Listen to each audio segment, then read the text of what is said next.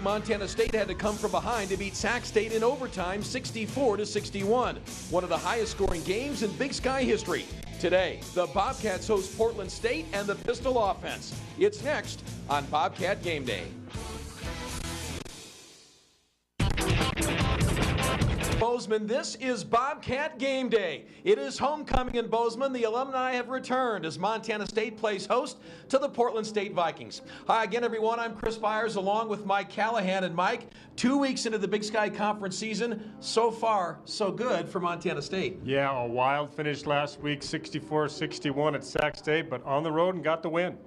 All right, Portland State comes in minus Jerry Glanville and Mouse Davis. The run and shoot is gone. Jerry Glanville is gone. First-year head coach and a brand-new offense for this Portland State team. Yeah, first-year head coach Nigel Burton called his quarterback Connor Cavanaugh a field general with great leadership qualities. But more importantly, as you said, he fits into this pistol offense because he's very effective running the ball as well as throwing it. That pistol is going to present some challenges for the MSU defense.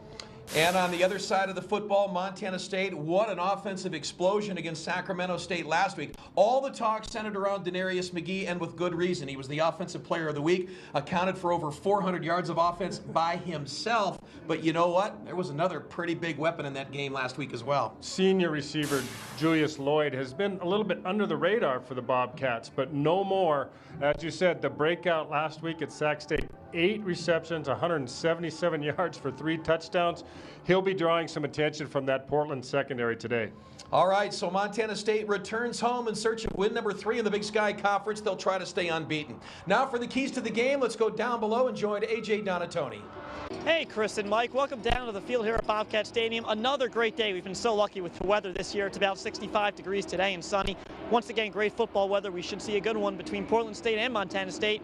And we'll start with our keys to the game with the visiting Vikings. And right away, the element of surprise should be a big factor because head coach Nigel Burton, in his first year, like Mike said, has revamped the offense. It's now a pistol formation, which is a spread-type offense, so maybe they'll be able to catch MSU off guard a few times in this game. Secondly, quarterback play will be important because Connor Cavanaugh, the Vikings QB, does a lot for this offense. He doesn't only beat you with his arm, he can also run the football. He's the second leading rusher on the team, so look for Connor Cavanaugh to have a big game today. And then finally, field position is important because Portland State is last in both punt returns and kick returns in the Big Sky, and they're going to have to improve on that if they want to get some better field position in this game against the Bobcats. Speaking of the Cats, number 10, Montana State, and their keys to the game. Number 1, you'd better run. Portland State is last in the Big Sky in rush defense, and Montana State is first in the Big Sky in rush offense. C.J. Palmer and Lorenzo Davis probably going to get a lot of touches today and try to exploit that weakness on the Vikings side. Secondly, stop the pistol. This is something that Montana State, an offense that they haven't really seen in the past. It's a spread-type formation that they're going to have to be able to contain, and how do you do that? You get pressure on the quarterback and you penetrate, and hopefully that will be able to make them stop that pistol offense. Then finally, breathe deep, relax. 2 straight emotional weeks, first Eastern Washington, and then last week's epic game against Sacramento State. This is homecoming. You got to control the emotions. Somehow just focus on this game. If the Cats do that, they should just be just fine today. Those are your keys to the game for Montana State and Portland State. Stick around because next on Bobcat Game Day, we will have the opening kickoff, so keep it right here. Stick around because next on Bobcat Game Day, we will have Conference football this afternoon as you see the Bobcats take the field as we get set to go against the Vikings from Portland State. And Mike, you talked about it a bit earlier, just a couple of unbeaten teams in the Big Sky, but look at the coaching comparison. Nigel Burton in just his first season with the Vikings, 2-2, spent a couple of years at Nevada as the defensive coordinator. His job, try to turn around this Portland State team. Rob Ash got his 200th career win last week against Sacramento State. What a milestone that was for the veteran coach who's enjoying a great season for Montana State. Let's take a look at the series where Montana State leads 15-9. They've dominated here at Bobcat Stadium, winning 9 of 11 games. They're 6-6 at Portland State. So Montana State definitely has had the better of this series between the two programs. That's reflective in what they've done this year, and it is an absolute gorgeous afternoon in the Gallatin Valley, a Chamber of Commerce day for college football, 64 degrees, virtually no wind, and a sun-drenched Bobcat Stadium, and I should add, Mike, a very full stadium for homecoming today. Yeah, they have got everybody in town for the festivities, and we're just about ready to get it going. Montana State won the coin toss. They deferred, so Portland State gets the football to start the game.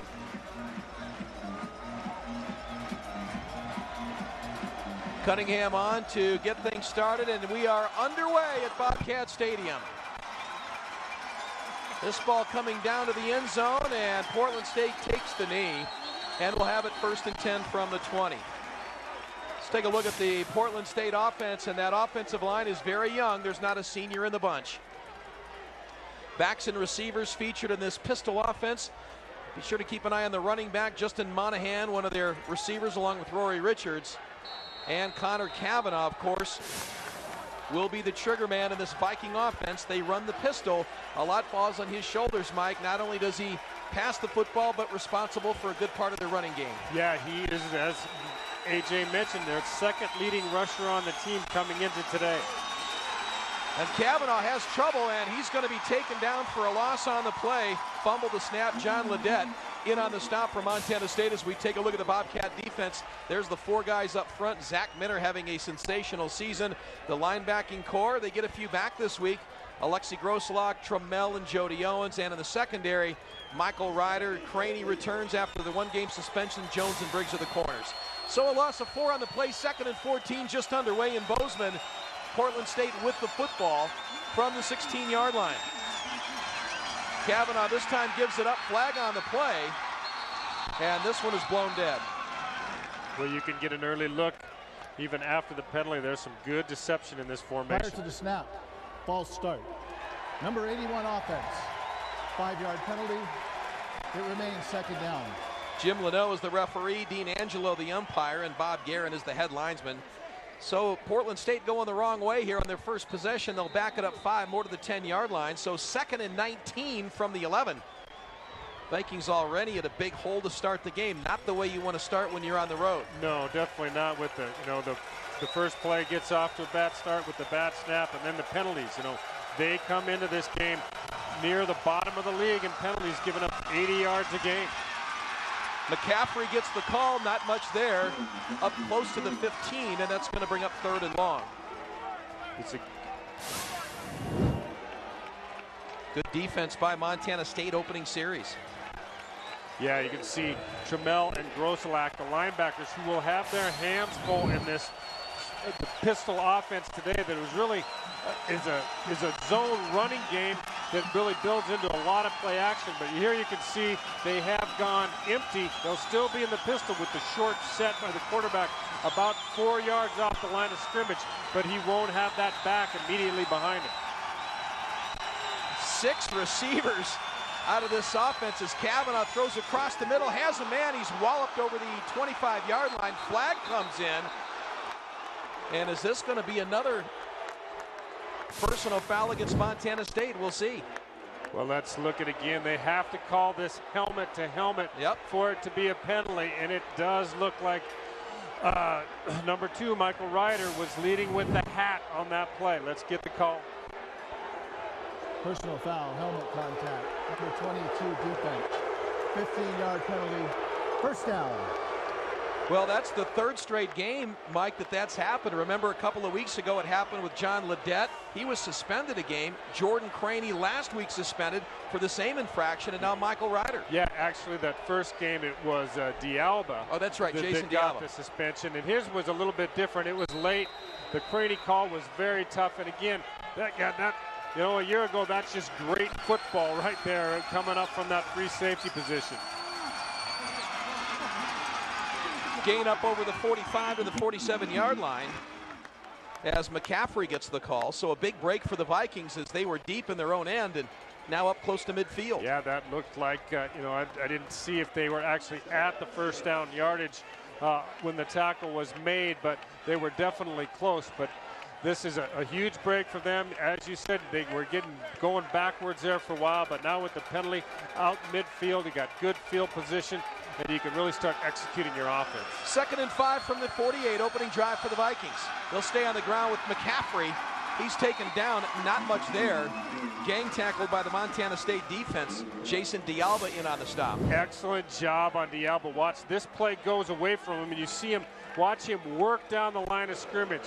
What makes that happen is that Briggs was able to set the edge on the outside and allow that backside pressure to catch up. McCaffrey averages just over 5 yards a carry, 350 for the season, 3rd and 4 from midfield. Kavanaugh works with a 3-receiver set to the right, 2 split left. And now dials in on the play call on 3rd and 4. Kavanaugh fires, throws this one up, has a man. It is caught at the 25 and taken all the way down inside the 20-yard line. That's to the big tight end, Julius Thomas. Interesting story on Thomas.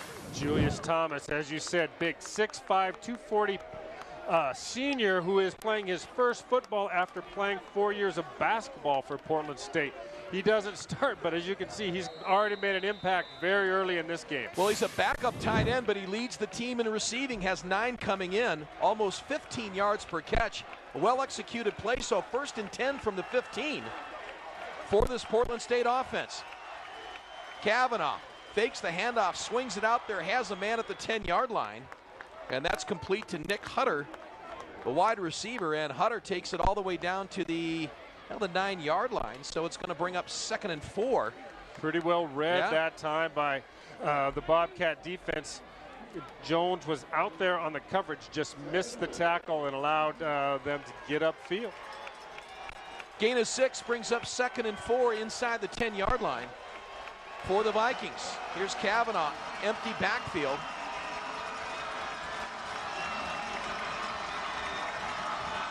Looks over to get the play.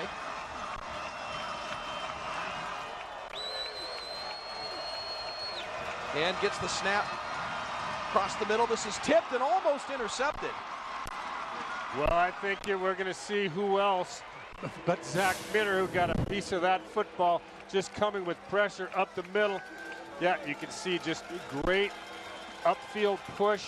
That ball almost, Goselak almost gets a touch on it at the end there, but again, great upfield pressure by that defensive line. AJ talked about it in the open. Is one of the keys is they've got to get pressure on what is a very, very good quarterback in Connor Kavanaugh.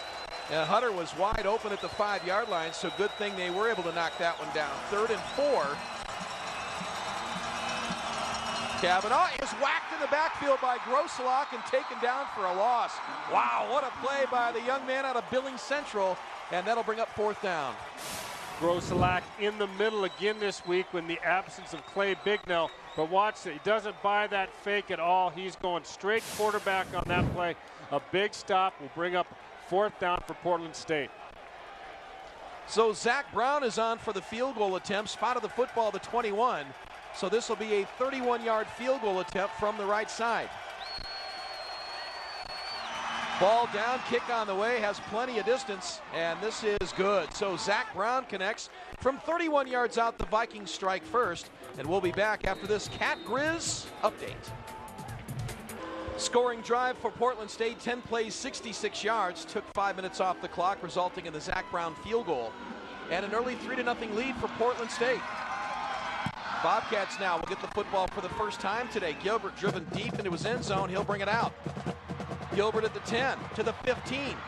Still on his feet at the 25. And Gilbert falls forward to the 30. Flag on the play. Nice return by Everett Gilbert, but we'll see what the flag's all about.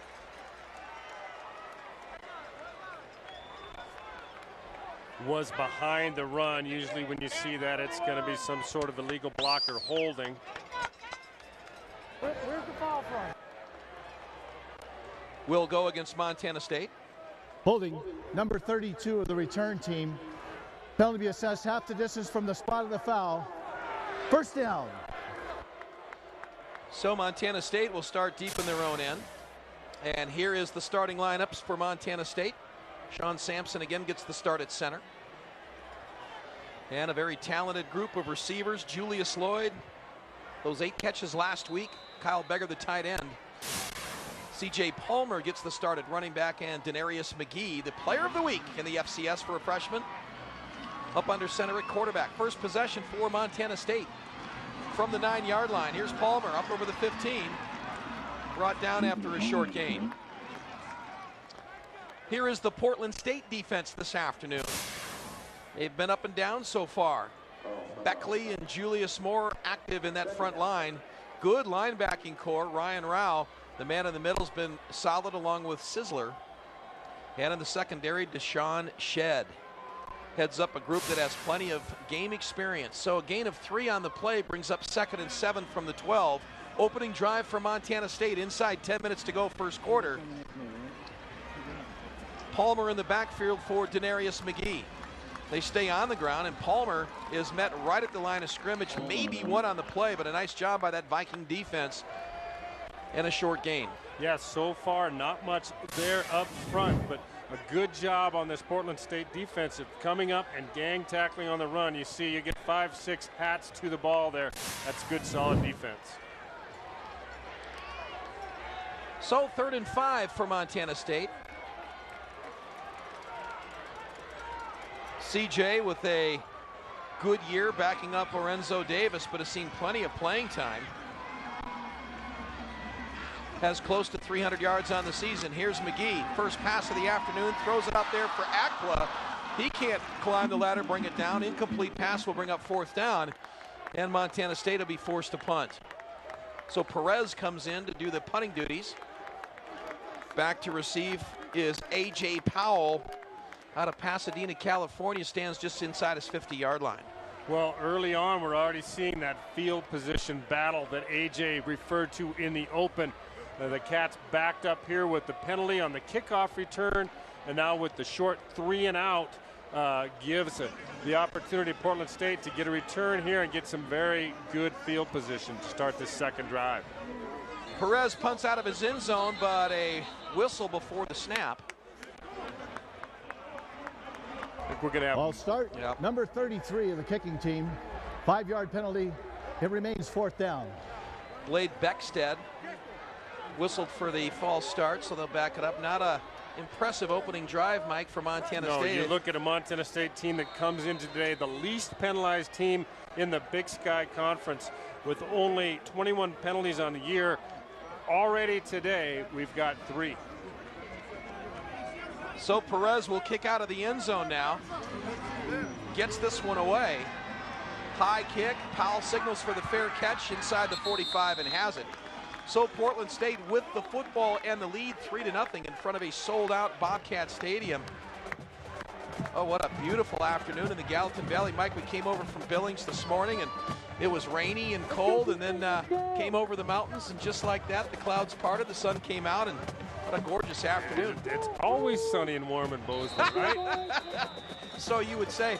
I understand that, of course, with homecoming, they had the parade this morning. We passed some of the floats coming in, and time for the former players and students to come back to town.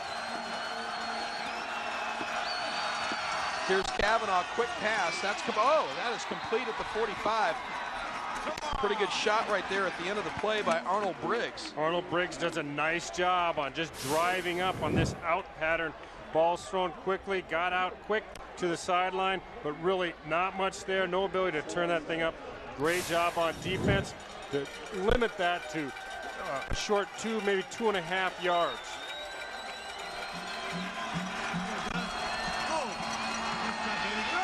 They'll stay on the ground, and flying over would-be tacklers is McCaffrey, who gets the first down, but a flag at the end of the play.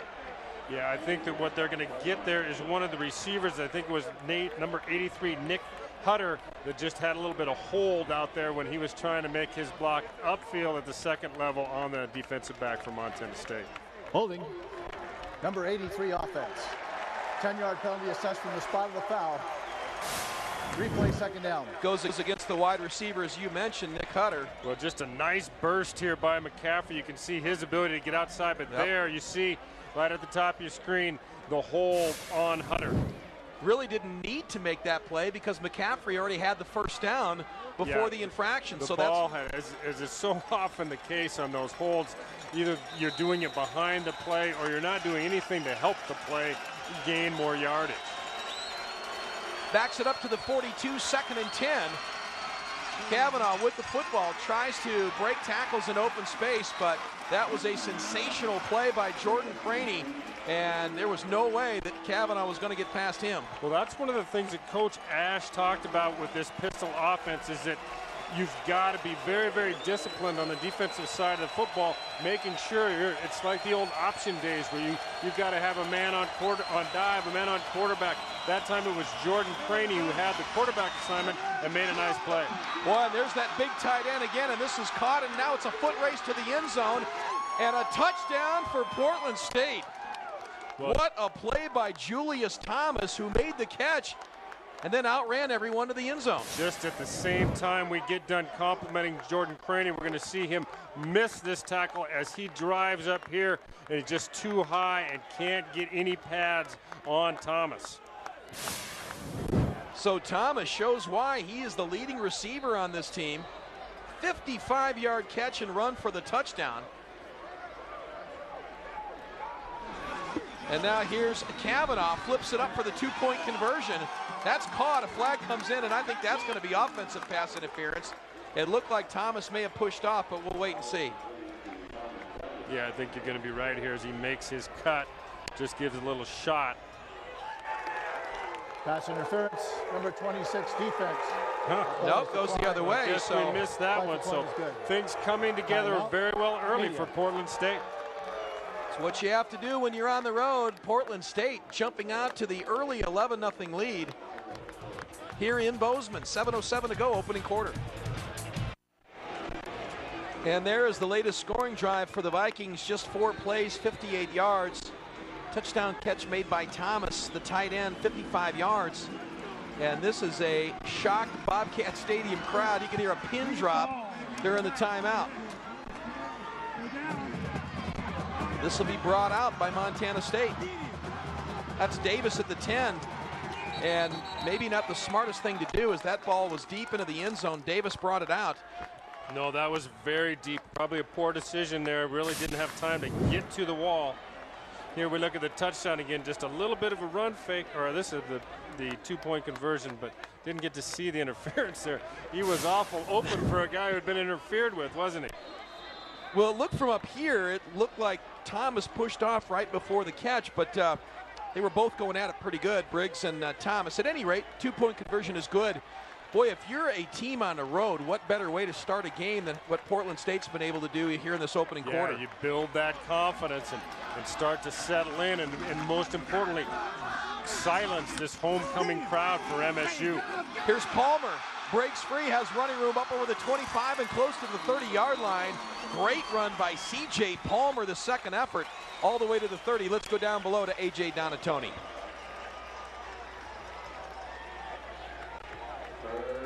And you saw a little burst right there from Palmer. They have the offense to come back. Just take a look at the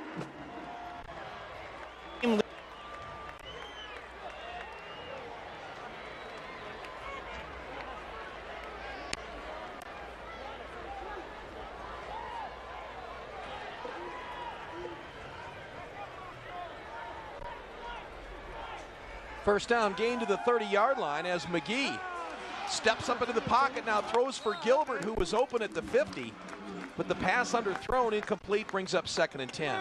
Yeah, probably one that needed to be thrown right where it was.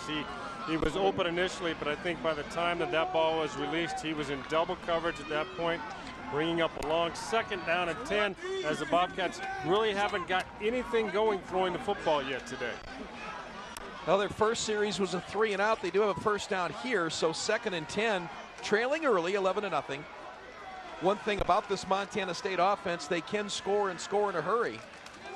So we'll see what they do here. Palmer cuts up into the left and finds a little bit of running room, but a great tackle as Manoa Latu puts a helmet on Palmer for a short gain. Yeah, this is a good job by the safety. You see as Palmer finds a little bit of a crease here, but boy, great pursuit there, not only by the safety, but from that 22 coming from the outside. That would be Nathan Snow, the strong safety. Here's the numbers on Palmer this year, 3 touchdowns. 3rd and 7 from the 33. Under 6 minutes to go now. Bleskin goes in motion. Here's McGee. throws it out there, and this is going to be incomplete. And that was intended for Bleskin. So again, the Viking defense, nice job of shutting down Montana State. And that'll bring up a 4th down. Well, Portland State was a bit of a mystery coming into this game, Mike, because they've played a difficult schedule. They played Arizona State and Oregon. So what are you going to learn from those 2 games? Yeah, and that was one of the things that Coach Ash said this week is, boy, you kind of got to throw that game out. You throw the Oregon game out, and then you've got the Davis game and the Idaho State game. Coach Ash didn't really feel like they got much of a look from the Idaho State game either. And sort of really come in a little bit of a mystery, but so far showing very well. Powell signals for the fair catch, and it's made at the 30-yard line. 5:31 to go, opening quarter. All Portland State so far in this opening drive. All right, so there was a penalty on the play, chop block by Montana State, so they'll have to kick it again. Yeah, backed up even further and going to give, looks like not going to make a big difference, about 3-4 yards on that field position. But again, Montana State, 4 penalties early on today. Portland State with the football when we come back. At Bobcat Stadium, where Portland State with the football and the lead. A stunned crowd so far here. And Mike, if you're a road team and you come into a stadium like this and you're the underdog, couldn't ask for a better start. No, you sure couldn't. They've got to be very happy with their start.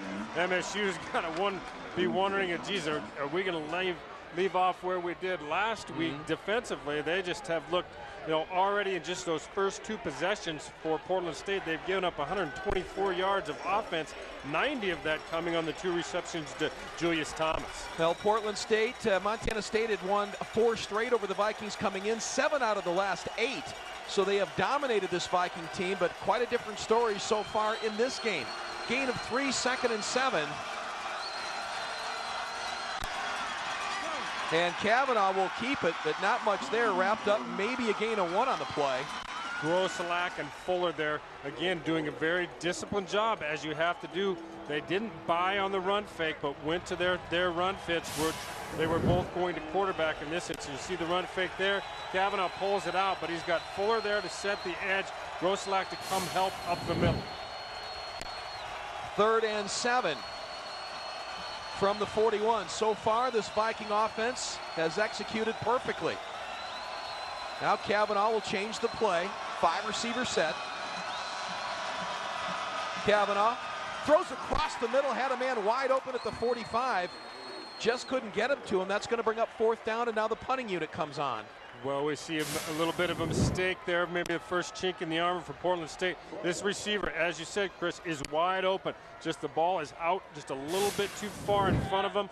Fortunate for that MSU defense, because he was going to have more than enough room to pick up the 1st down. It's a little Bobcat fan. Yeah, you can't start him too young, right?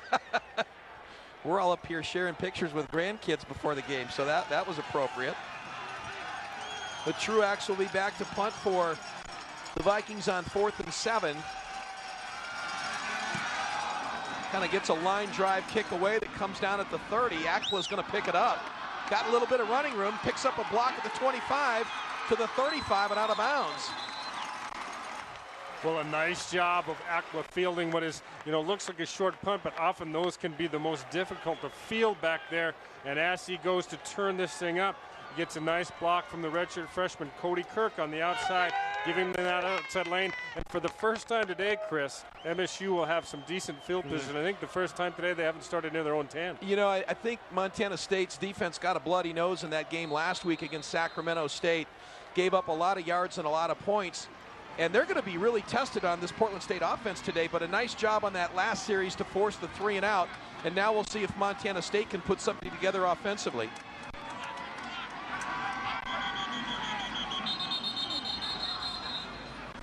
Timeout. Yep. Montana State, their first time out of the half. 1st down from the 35. Montana State trailing early in this game, 11-0. Here's McGee, throws out, now has a man, that's Akpla at the 40. And Akpla brings it up to the 44-yard line, so didn't look like much, but he winds up gaining 9 on the play, 2nd and 1. That's what you've got to, you've coming into your 3rd series, you've yet to complete a pass. You've got to get your quarterback some confidence. They're going with 5 wide here, and at that time just trying to throw underneath and just to get a little bit something cooking, a little bit of momentum for this offense. Second and short, McGee looks over to get the play. A lot of options here on second down. Empty backfield, 5-receiver set. Here's McGee in a straight drop. Looks, now pulls it down, has running room and a first down up over midfield, all the way down to the 42-yard line. A nice job by the freshman, Denarius McGee, to pick up the first down. As we've seen so many times, he's just got that sixth sense to sense when the pocket is breaking down and then to exit the pocket in the proper lane. This time it's the middle. He gets upfield, has a lot more room. Nice job by the linebacker, Rao, who comes in and just gets really a shoelace tackle on McGee. First down gain is to the 43. Well, we talked about the pressure on the Montana State defense, Mike, but how about the Portland State defense trying to contain this explosive Montana State offensive unit? Yeah, well, Coach Burton, when he was asked about if there was anything about Montana State that worried him this week in his press conference, said yes, everything. So he said you've got to defend them in so many ways, but so far they've been doing a pretty good job. Yes. Timeout, Portland State. Their first time out of that. It will be revamped. It will be a soccer and football design. First and 10 from the 43. Here's Palmer. Dances away from one tackle, now cuts up inside. And a nice job by CJ just to get 3 on the play. Yeah, a very nice job because Portland State had this defended on the outside. You can see he comes over, Roth comes up, fills in the middle. CJ is able to make that linebacker miss and get up and get a couple. Here's Palmer. Got a first down and then some to the 30. Good hard running by C.J. Palmer and a first down for Montana State. Well, C.J. getting the start today, and I think we can see why. I don't think that there's any dissatisfaction with Davis, but obviously C.J. had a nice game last week and is off to a good start today. And how about the block by the tight end, Shane Robinson? Nicely done out there to spring Palmer for the first down. So the gain is to the 30. First down for Montana State now. Whistle comes in before the snap. Going to get a false start on Montana State. False start, number 72 offense. 5-yard penalty, it remains first down. Well, really uncharacteristic amount of penalties so far by Montana State, and really strange when you see it by the senior captain, Mike Person, who is just, I mean, he's making his, I don't know if it's his 400th start today, but I mean, he has just been on the field since he got here. He's the leader on that O-line. Don't often see that kind of thing out of him. 4 penalties already for Montana State. Backs it up to the 35 and a first and 15. McGee pulls it down, now looks, fires long, and that's intended for Lloyd, who was open inside the 10. Lloyd got behind the defense, but the ball just overthrown, and it'll be second down. Yeah, that Montana State passing game is just not quite clicking. They've had receivers open, but they haven't been able to hook up yet. I'm not sure what it is, but they just McGee seems to be throwing the ball a little strong. He's been short, but he's just not the normal accuracy that we normally see. Coach Nigel Burton referred to him as being extremely accurate, and he said he can make a lot of the NFL type throws. Blitz coming, McGee gets it away, takes a shot, and that would have gone for a big gain as the ball just overthrown, intended for Arenzo Davis.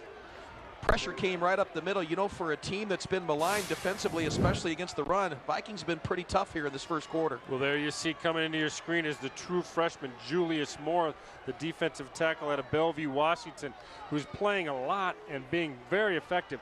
He was a kid that they thought early on was going to be at UCLA, Washington, or Washington State, where supposedly had offered him as well, but he ends up at Portland State, and that is a great get for this Portland State unit. 3rd and 15 now as McGee looks, now fires across the middle, intended for Bleskin. And again, Bleskin was open, but McGee just not able to put it on the hands, and that'll bring up 4th down. We'll see if Cunningham comes on. This will be a long field goal. Pretty good protection here. McGee is able to sit and play pretty comfortably in the pocket, but again, just a little bit off. It's not a whole lot. We're talking, you know, inches on that throw, but wasn't anything that he was able to get his hands on. All right, this is going to be a 52-yard field goal attempt. Cunningham's already hit from 55 this season. From the left hash, Haluska to hold. Ball down, kick on the way. He's got the distance, and this is good. So Jason Cunningham has hit his last 11 field goals. This one from 52 yards out, and the Bobcats are on the board. Cunningham gets his foot into this one, well into the back of the end zone, no return, and that's where you see special teams can be such an advantage to your football team. And boy, the Bobcats have it in spades with Jason Cunningham. He kicks that one out of the back of the end zone, so the Vikings take over from the 20. That really helps out. So the Vikings back to work on offense. A minute 41 to go, opening quarter. Kavanaugh. Straight ahead give, decent running room up to the 25. How much pressure, Mike, you played defense with the Bobcats a few years back. How much pressure on the linebackers in this kind of an offense? Because obviously they've got to read the play fakes, what the quarterback's doing. I think that's where the biggest pressure lies with this is, for one thing, you've got the difficulty of you've got that back is directly behind a short set quarterback, which really changes your vision pattern and your ability to key his first step, because you're getting on everything just a little bit late. But you can see that time, Trammell didn't have any problem reading that play along with Rosalak. They were there, and it watched them work upfield. They recognize the run, and boy, he comes up, his run fit, he's getting held. Trammell's there to help out, but this is a really nice job by the middle linebacker, the freshman, Alexi Rosalak. Willie Griffin's stuffed for no gain, so a 3rd and 5 from the 25. Crowd on their feet.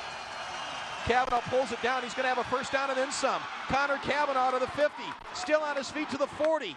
Kavanaugh to the 25, 15, 10, 5, touchdown Portland State. Connor Kavanaugh on a 3rd and 5 takes it for the touchdown, and Portland State ups the lead. Well, we talked about in this offense, you've got to be a versatile quarterback. You've got to be able to throw the ball and run the ball. Here we're going to see just a nice job. And watch the receivers upfield as he pulls this thing down. They have got everybody sealed at the second level, and then it just becomes a foot race, and Connor Kavanaugh is going to win it in this instance. Here's the soft set formation again on the extra point. Now they're going to shift back. He ran that for the 2-point conversion on the last touchdown.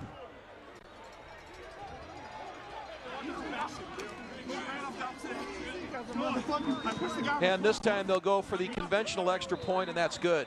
So 20. And a better suited quarterback for this year's package. Brown kicks this one away, comes down to Gilbert, and Gilbert brings it out. Gilbert to the 15 to the 20. Gilbert still on his feet at the 25, breaks the tackle up to the 30. Bobcats with good field position. Now Portland State saying they have the football, and it'll stay with Montana State. So the ball squirts loose at the 30. Yeah, the referee is pointing first down Montana State. I think they whistled that ball dead. If you get another look, you can see just right here, pick it up at the end of the run.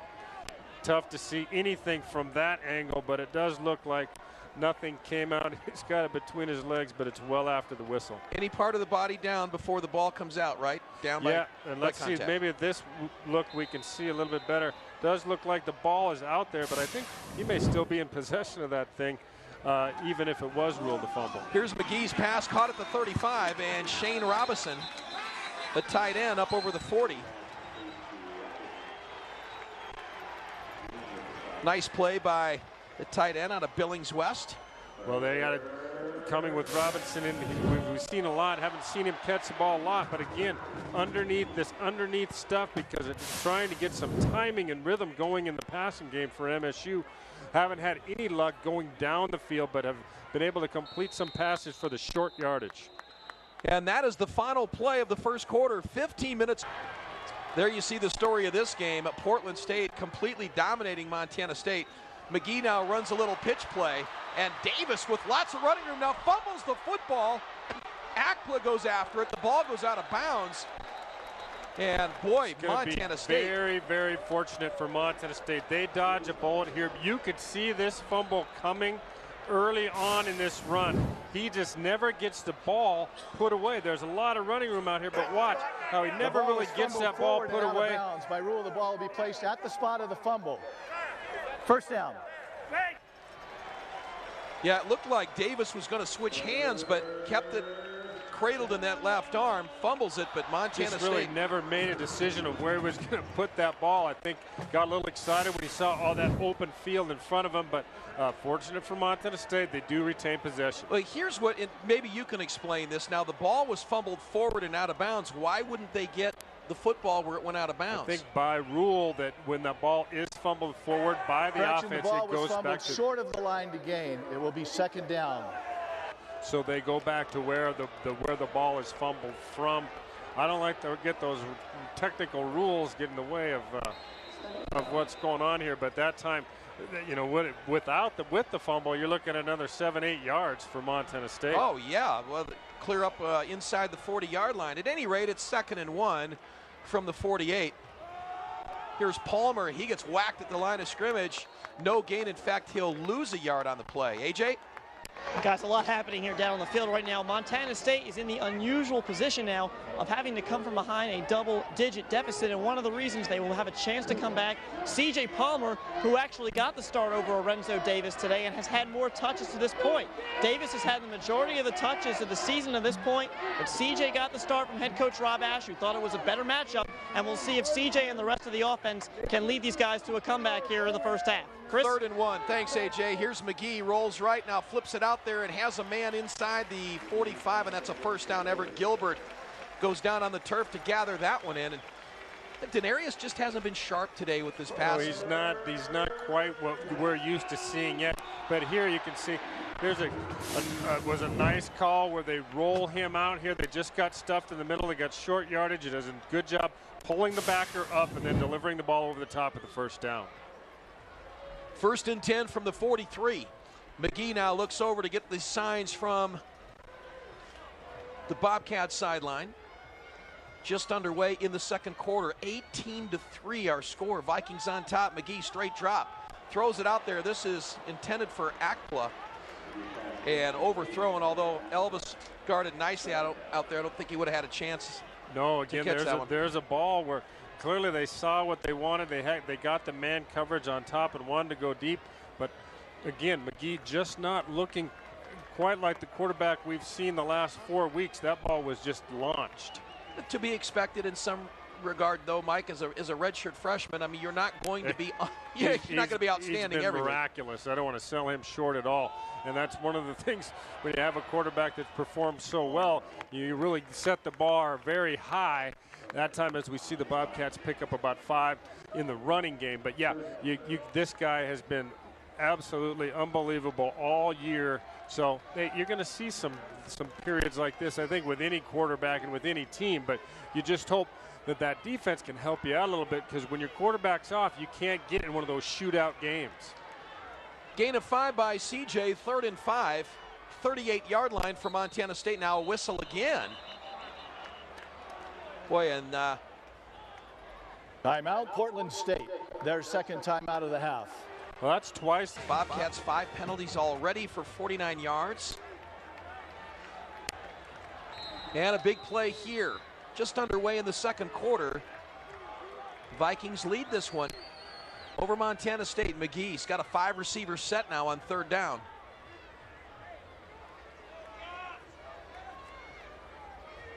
Denarius looks to his left now, throws, has a man at the 35. That's complete. I believe that was Deshaun Thomas, and now a late flag comes in. Well, Deshaun does a nice job coming out of the slot, running a little route over the middle. Pretty good coverage by number 41, DJ McCarthy, but a good throw and catch, just enough for the first down. Then we get the late flag, which we haven't got a signal for yet, Chris. You know, Portland State's acting like it's against the Bobcats. Holding number 41 defense. Nope. 10-yard penalty assessed from the previous spot. Automatic first down. Here let's see if we can pick it up. There we see McCarthy. Yeah, he's holding Thomas right from the get-go on that. So really a nice play by Deshaun in making that catch under duress for a key Bobcat first down. And a big catch by Thomas. That'll move the change to the 28 and a first down. Cats continue to play catch-up here in this first half against Portland State. McGee up under center now. The pitch to Palmer. Palmer flips it to Thomas, who's brought down at the 43-yard line. Boy, did the Viking defense sniff that one out, and a huge loss. Boy, they weren't at all filled Manoa Latu follows this thing from the front side, but they had coverage coming on the back side as well with Carl Summer, the defensive end that was on top of the formation. Just a risky call. You're going to try and make a big play there, but now you've got a drive you're moving the ball very well, and now you've got a long 2nd and 23 to try and pick up. Loss of 13 on the play. Back to the 41-yard line, 2nd down. This time they'll just stay on the ground, and Palmer tries to break out of a tackle, can't do it. If he does, he's got a good long running lane, but a great open field tackle by Ryan Rao, the linebacker. Well, Ryan Rao is their #1 guy on defense. He leads this thing in team in tackles. I think he led the team in tackles last year as well. So, you know, there's a guy one-on-one is going to do a pretty good job for you. So really kind of a safe play that time by Montana State, but nothing doing, again, 3rd and very long. Well, right now I think be happy just to get within field goal range on 3rd and 22. Here's McGee, picks up a block, looks downfield, fires across the middle. That is caught by Gilbert. Gilbert to the 10, 5, Everett Gilbert, touchdown Montana State. What a play by Denarius McGee, who finds Gilbert, who does the rest, and a touchdown. Everett Gilbert, the sophomore out of Texas, the big play man last year, has only been in the end zone once so far this year, but 21 catches, 272 yards, and then a big play on the 3rd and 22 to get in the end zone for MSU and really keep their hopes alive early on here, Chris. That was big if you're a Montana State fan, so Cunningham on for the extra point. Ball down, kick on the way, and the line drive is no good, so the extra point woes continue for Montana State. That is tough to figure out. 11:22 to go, 2nd quarter. Back after these words from your local stations. You're watching Bobcat Game Day.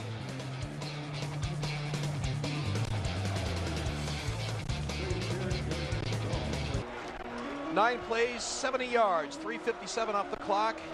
Touchdown pass from Denarius McGee to Everett Gilbert. It's now an 18-9 game. Extra point is no good. Boy, and that has been mystery #1 with Montana State this year, is the inability to connect on point afters, Mike, which should be the obvious easy tack on point. Field goals, Cunningham's been lights out, but continue to struggle on the extra points. Yeah, and you know what? At this point in the season, you know, if you can have a breakdown, maybe 1 game or 2 games where something's going wrong, but for that to continue to be a problem for MSU is really unbelievable at this stage in the season. Vikings will take a knee.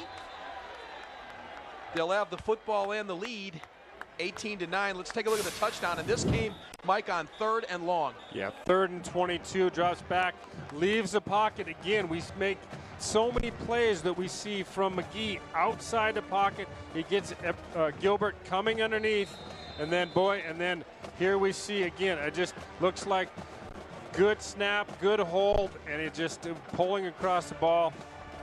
I don't know a thing about kicking, but something's wrong there, Chris. Well, no one will beat himself up more than that man right there, Jason Cunningham. He's a competitive kid. 18-9 though on the touchdown, and boy, nothing doing that time as the Montana defense flexing a little muscle. Let's go down below and join AJ Donatoni. Yeah, guys, the extra point kicking fiasco continues here until week 6. It's really amazing. We talk to head coach Rob Ash every week about it because it seems like every week there's a problem with the PAT. And Coach Ash tells us the same thing every week. It's not really a concern right now because it hasn't cost them a game in his opinion. But once again, Jason Cunningham makes the 52-yarder, then misses a PAT. It's a very interesting mystery there, guys. Well, I'm not so sure. It looks like we're going to get a holding on the end of this run, but the ball does come out. They're going to signal this thing for MSU. It is recovered by Montana State. Keep in mind, a flag on the play. No signal just yet. The flag was thrown in where it looked like it would be holding, so it would not kill this play. And it is going to be the first turnover of this ball game. You can see just a nice play. McCaffrey's got that good burst to get through that hole, but the hit with Briggs and then come from the inside. Jody Owens pops that thing loose. Charlie's decline. Well, you can see right at the end of the play. You can see Owens, just that ball was coming up, but he sealed the deal with good flow from the backside. A break that MSU has got to take advantage of if they want to stay in this game. And then recovered by Roger Trammell. So the Bobcats with a huge break now early in the second quarter. They have it 1st and 10 from the 26. Nigel Burton not happy over the turn of events here as Montana State knocking on the door. Bleskin goes in motion on 1st down. Here's McGee under center, pulls it down, looks, now fires out there for Bleskin. Flag comes in again, and once again McGee just a little bit off. Bleskin looked like he was open at the 10-yard line. Yeah, he was open, and again another penalty on MSU. That is going to be their 6th one of the day with the hold on the offense. Just holding, number 20 offense. 10-yard penalty from the previous spot. Replay 1st down. Well, he's CJ pleading his case over there to the coach. CJ did a nice job on stepping up in his protection package that time, and it looked like he was pretty well sucked up that time, but here you can see it, 6 penalties already for Montana State. Very unusual for the least penalized team in the Big Sky Conference. So it'll now be 1st and 20 from the 36-yard line.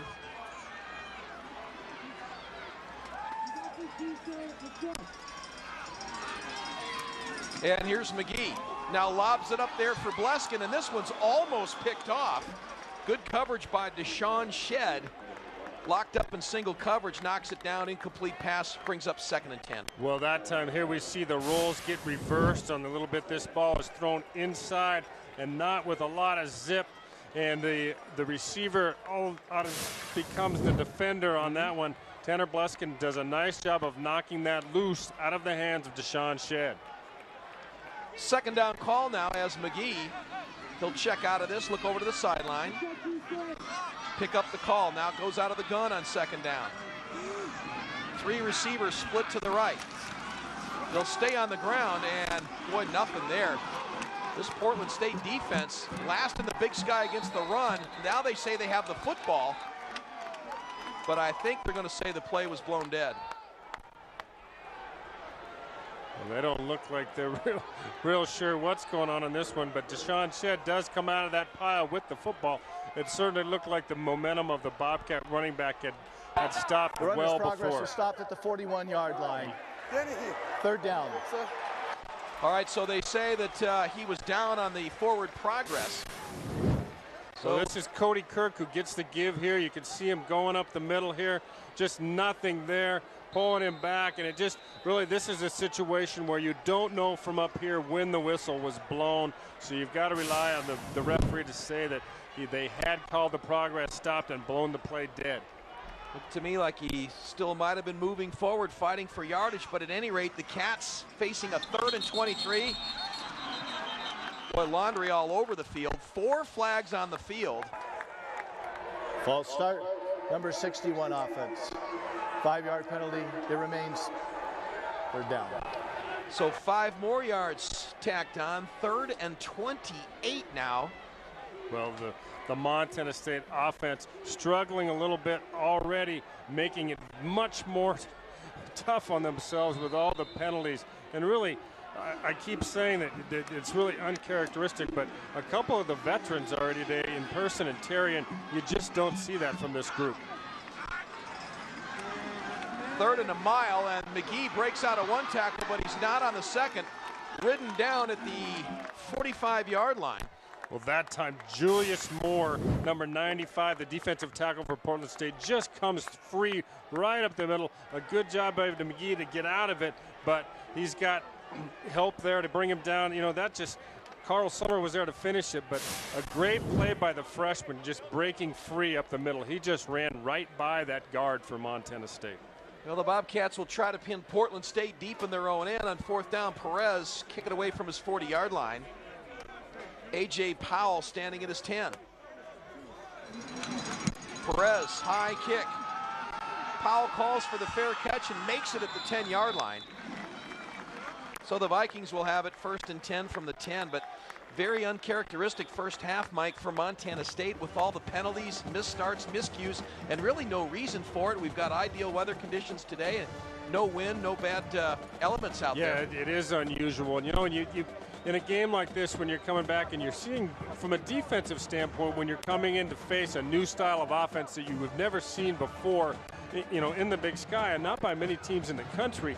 You expect to have some struggles early on because you simply can't practice it with your scout team at the speed that it's going to happen and the efficiency that you're going to see on the game. But what you hope is in that first quarter, while you adjust, you don't give up the big plays. But MSU, 3 plays of the 207 yards for Portland State. They've got 160 of it on 3 plays. Connor Cavanaugh tries to get to the outside. Good pursuit by the Montana State defense. Trammell, the first one there. Short gain on the play. We'll give him a couple. Well, again, you see, they give the give. Little burst here, or excuse me, they keep the ball, and he tries to get outside. Good coverage. A lot of guys there. We've seen a lot of that for MSU. The problem is that you see 2 or 3 good stops and good team protection, and then boom, you give up the big play over the top or the long run. That's what's killing them today. That's been the story. You're exactly right. Just a couple of big plays, the difference in this game. 2nd and 8 from the 13 is Cavanaugh, straight ahead give, and not much there again as McCaffrey's met right at the line of scrimmage. Falls forward maybe for 1 or 2 on the play. Well, it's a good job, really, team defense there. Dialba was underneath. Trammell coming up over the top to Phil. And nice job there. They bring up the 3rd and 5. But really, we've seen this story before several times today already. You get them in 3rd and 5, and they haven't been able to make the stop on the big 3rd down. 5 receivers set on 3rd down from the 16. MSU very confused out here. They got 3 receivers on the bottom of this formation with only 2 defenders.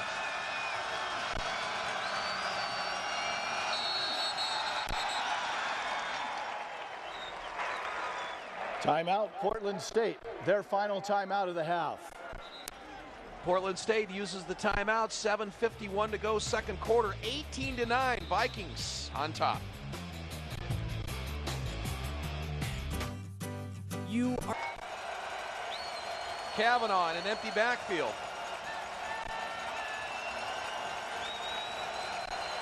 Changes the play.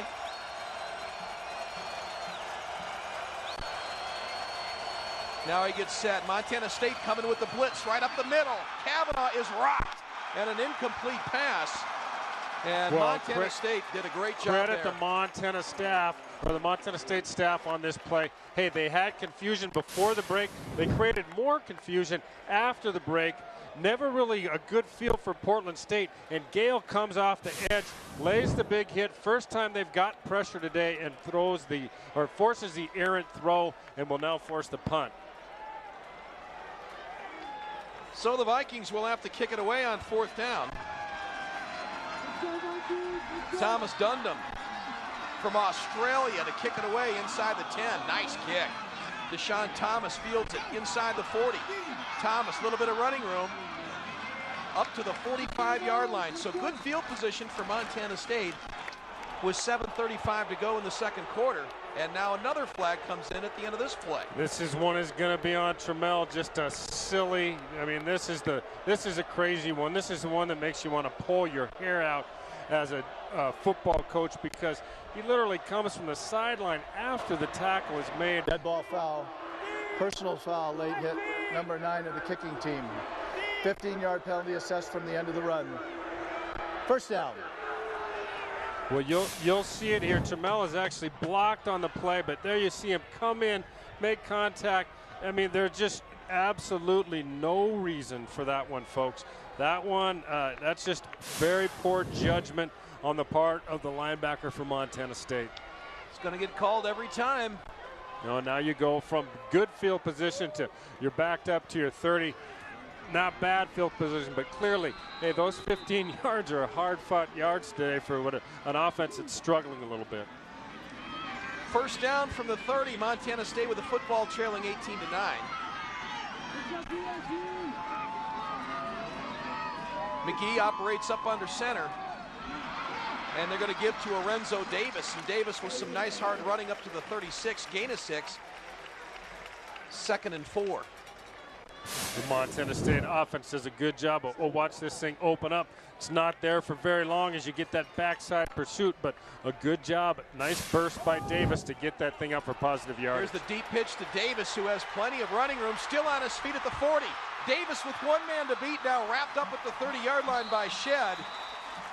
And Lorenzo Davis with that burst of speed finds the corner. Well, this is one of the solid things about this Montana State offense all years. They've been able to interchange these backs and get the ball to the guy who's got the hot hand. Right now, that's Davis with a really nice run up the outside, brought down there just inside the 30. Montana State back in good field position. And a good block by Tanner Bleskin out there, the wide receiver that sprung Davis for the big gain. So first down at the 29-yard line of Portland State. They'll stay on the ground. This time, nothing doing. No gain on the play, 2nd and 10. You know, Cody Kirk was the opening day starter for Montana State, Mike, and played well in that first game. But since then, we haven't seen a lot of him. It's pretty much been C.J. Palmer and Lorenzo Davis since then. No, I think the older kids have shown that they're going to get a little more time at that position, and really have both been very productive when they have had time. Saw a couple of Big Sky scores there. Montana, no trouble with Idaho State and Northern Arizona. Playing Eastern Washington today. Here's McGee, this time Davis. Short burst up the middle. Good hard running by Lorenzo Davis. And Davis very close to the first down. And what I liked about that run, Mike, boy, there was no happy feet at all. I mean, it was just full speed ahead. No, this is good blocking to start with. You can see a little pull by Terrion. He's able to cut that backer at the point of attack. But here, this part of it, that's Davis finishing the run, knowing exactly where he's got to get for that first down. And he didn't have any room to spare, Chris. That was just by approximately the length of the football. So a good job by Davis, knowing where he had to be on the field. Good run by Davis, first down to the 19. Inside 6 minutes to go, second quarter. Here's Beggar now, goes in motion, the tight end. McGee looks up top, now feels pressure and gets it to Davis. And Davis spins away and gets maybe 2 on the play. But Denarius McGee with a great job, Mike, because he was close to losing about 10 yards. These are one of the scary ones, and these are the ones that you live and die with a quarterback like Denarius McGee that's going to make plays at the end. This is one that is pretty scary just until you get that catch, and then you end up, you turn out what could have been a sack into a 2-yard gain, but really, boy, a risky play. But, you know, he has made so many of those this year that you've got to, you accept that chance when you put a guy with that kind of talent in the lineup. Gain of 2, 2nd and 8. Davis looked like a broken play, and Davis gets down to the 16-yard line. So he'll get 1 on the play, and that brings up 3rd and long. Not really sure where this play breaks down, but it breaks down early. I think they were trying to run maybe a little option look out the other way, but either the quarterback turned the wrong way or the back went underneath when they thought he was going to the outside. A good job to just get back to the line of scrimmage on that one. Another big 3rd down play for Montana State from the 16. Here's McGee, operates out of the gun, now throws the screen pass to Palmer. Palmer with running room to the 10, 5, touchdown Montana State. A beautifully well-executed play as they get pressure up the middle. The screen pass to Palmer, and CJ in for the touchdown. This is just, to start with, this is a great call by the Montana State offense. They've been getting pressure. They call the screen to the outside. A good throw and catch. He beats the backer at the beginning of that play, and then it's just smooth sailing into the end zone for MSU. And now Cunningham in for the always interesting extra point attempt. Off the hold from Aluska this time. Ball down, kick on the way, and right through the middle. So with 4:17 to go, second quarter, Montana State climbs to within 3 at 18-15. Back after these words from your, and Montana State now within 2 at 18-16. Well, this has been a most interesting game in a lot of ways, Mike. Portland State quickly jumping on top of the Bobcats. MSU misfiring, lots of penalties, lots of mistakes, but slowly now working their way back into this one. Yeah, we've still got a very competitive game, and they're very much in it, but, they've got to make themselves a pretty tough row to hoe there at the beginning of this game. This is going to be returned, and a really nice return for Portland State as they stuck Nevin Lewis the 6'2" wide receiver in, and he brings it back up over the 30-yard line, so good field position for Portland State. Mike, let's take a look at that touchdown. Well, again, just a nice call to begin with.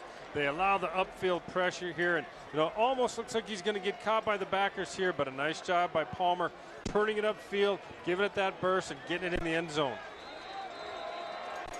I was almost tempted maybe they could have used some of those penalties on that PAT to back them up a little bit, Chris. I was nervous being that close. That's right. So Portland State now all of a sudden in need of some offense. This time they'll stay on the ground, and a good gain up the middle. That's McCaffrey, and he's got first down yardage to the 46-yard line. Yeah, this hole is just monstrous in here. They've got, watch him, they block down, they get the pin here, and he turns it up inside. Backer overruns the play from the backside, and just good solid running by McCaffrey. Player down for Montana State. You see the numbers on McCaffrey, 8 rushes for 38 yards. Up in there, but that looks like it's going to be Craney, who was off last week and back and has already made some plays today. Not sure what happened there, where he got bound up, but it looks like he's favoring that right leg. Here we get another look at it. You can see he comes up here. He's actually going away, and it looks like he's got, yeah, as he's got his plant there, that doesn't look good. He gets a helmet and is twisted back, and boy, we hope that that's not as severe as it looks from that replay. Cosme Pico comes in to replace Craney. You're right, that is a tough injury when you've got that foot planted. And it so often happens, it was his own player's hat that caused the contact. First down, and here's Kavanaugh, who just throws it away.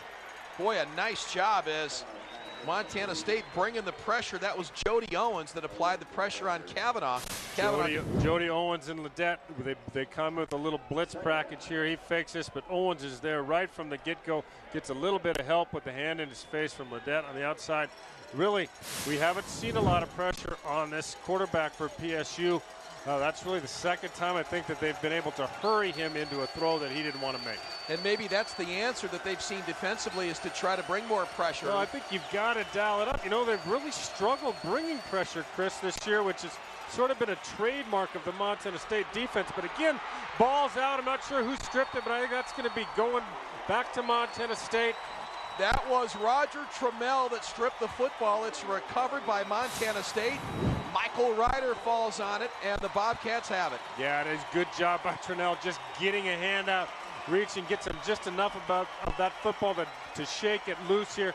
Here's McCaffrey upfield, and he's got that ball on the right side. Just watch the hand come in. The ball comes out, and a heads-up play by Michael Ryder to get on that and give this offense another opportunity. So the Bobcats with the football after the turnover, and they'll have it at the 45-yard line. So the Viking offense continues to misfire here in the second quarter. The Bobcats still with 3:34 to go and 2 timeouts remaining in quarter number 2. Here's McGee, straight drop, looks, throws right, has Alvis Akpla. Akpla backs up for some running room and then takes it up over midfield. How about that, man? Sometimes you got to give a little to get a little, Chris. And that time you see Elvis really doesn't look like there's much there, but he backs up, creates a little space for himself, and is able to turn it upfield and for a 5-yard gain. Yeah, watch. Elvis is like, let me back up and get my swerve on. There it is. A nice little gain there. Gain of 5, 2nd and 5 for Montana State. Well, you do not want to have the responsibility of trying to guard those Montana State wide receivers, because they just come at you in waves. Here's McGee. This is run design all the way. And Denarius very close to the first down, might have it to the 44. Yeah, it'll depend on the spot here, but a nice play.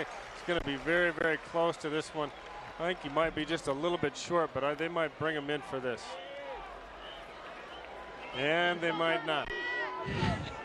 I'm tired of guessing today, partner. We've been wrong on every single one. I haven't hit one yet this year, Chris.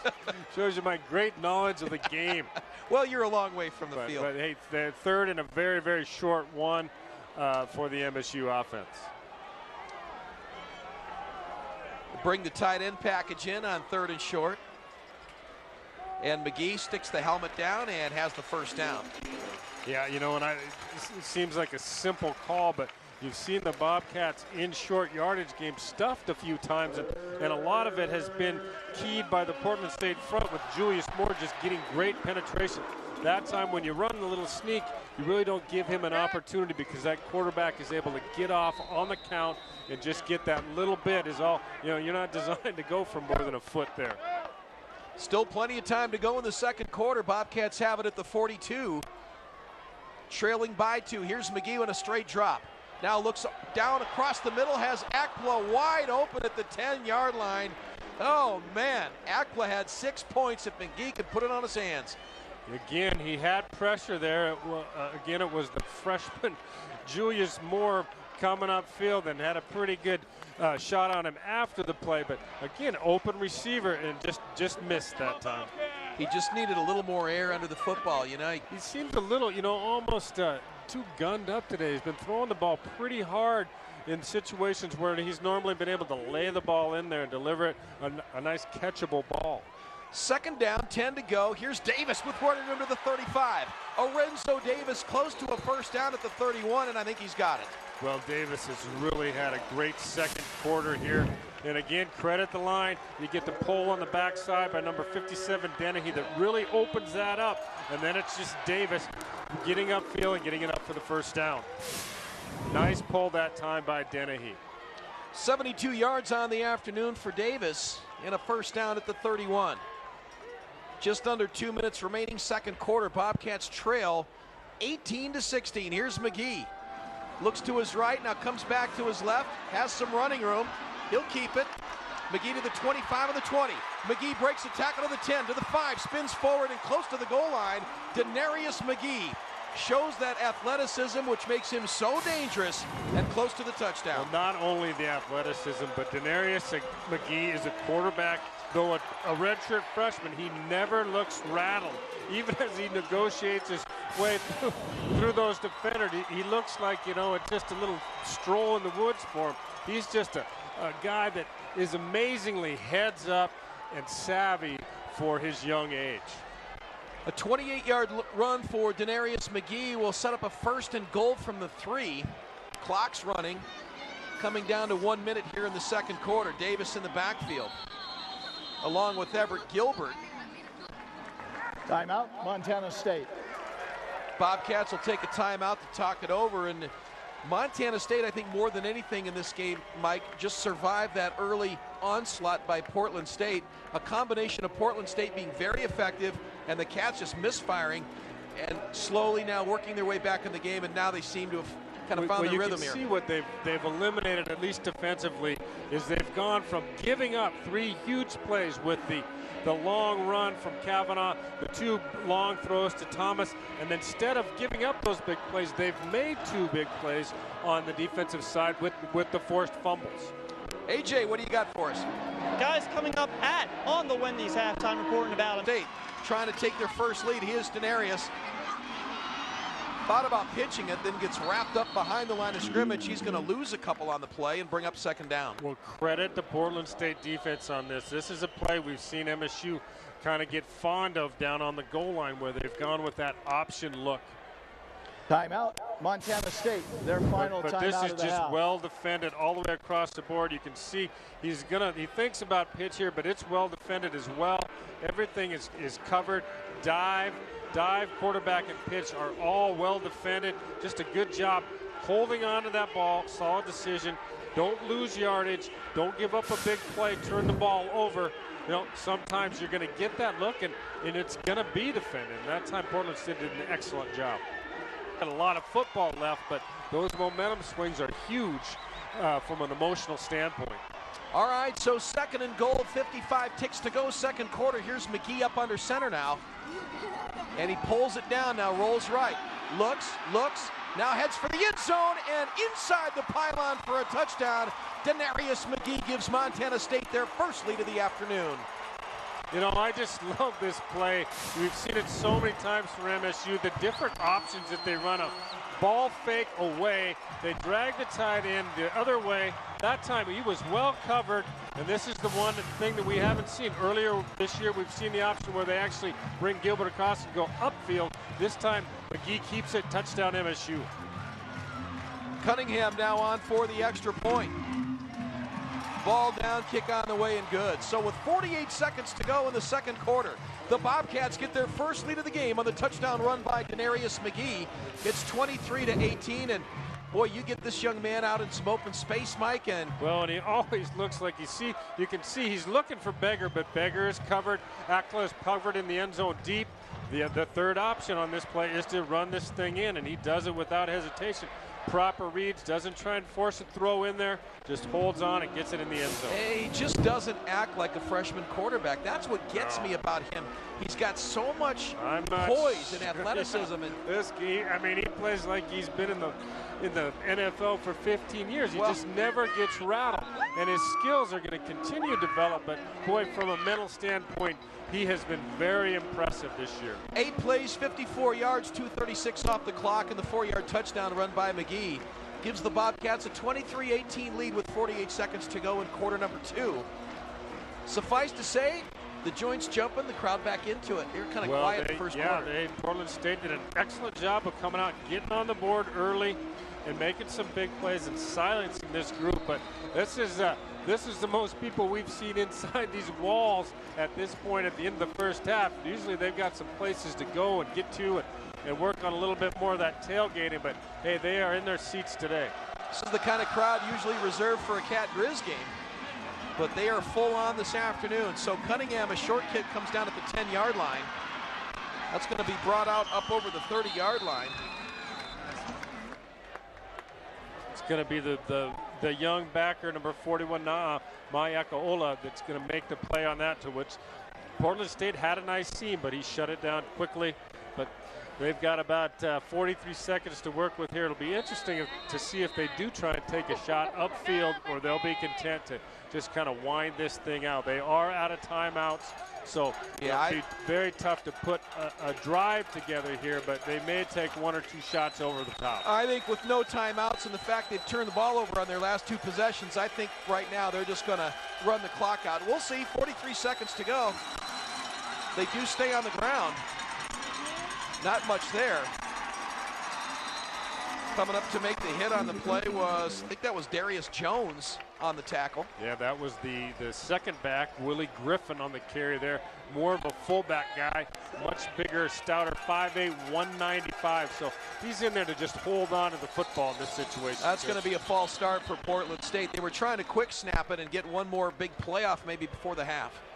Well, start number 69 offense. 5-yard penalty. It remains second down. So that completely misfires. 2nd and 15 from the 27. Well, we have had our share of penalties in this game today, huh?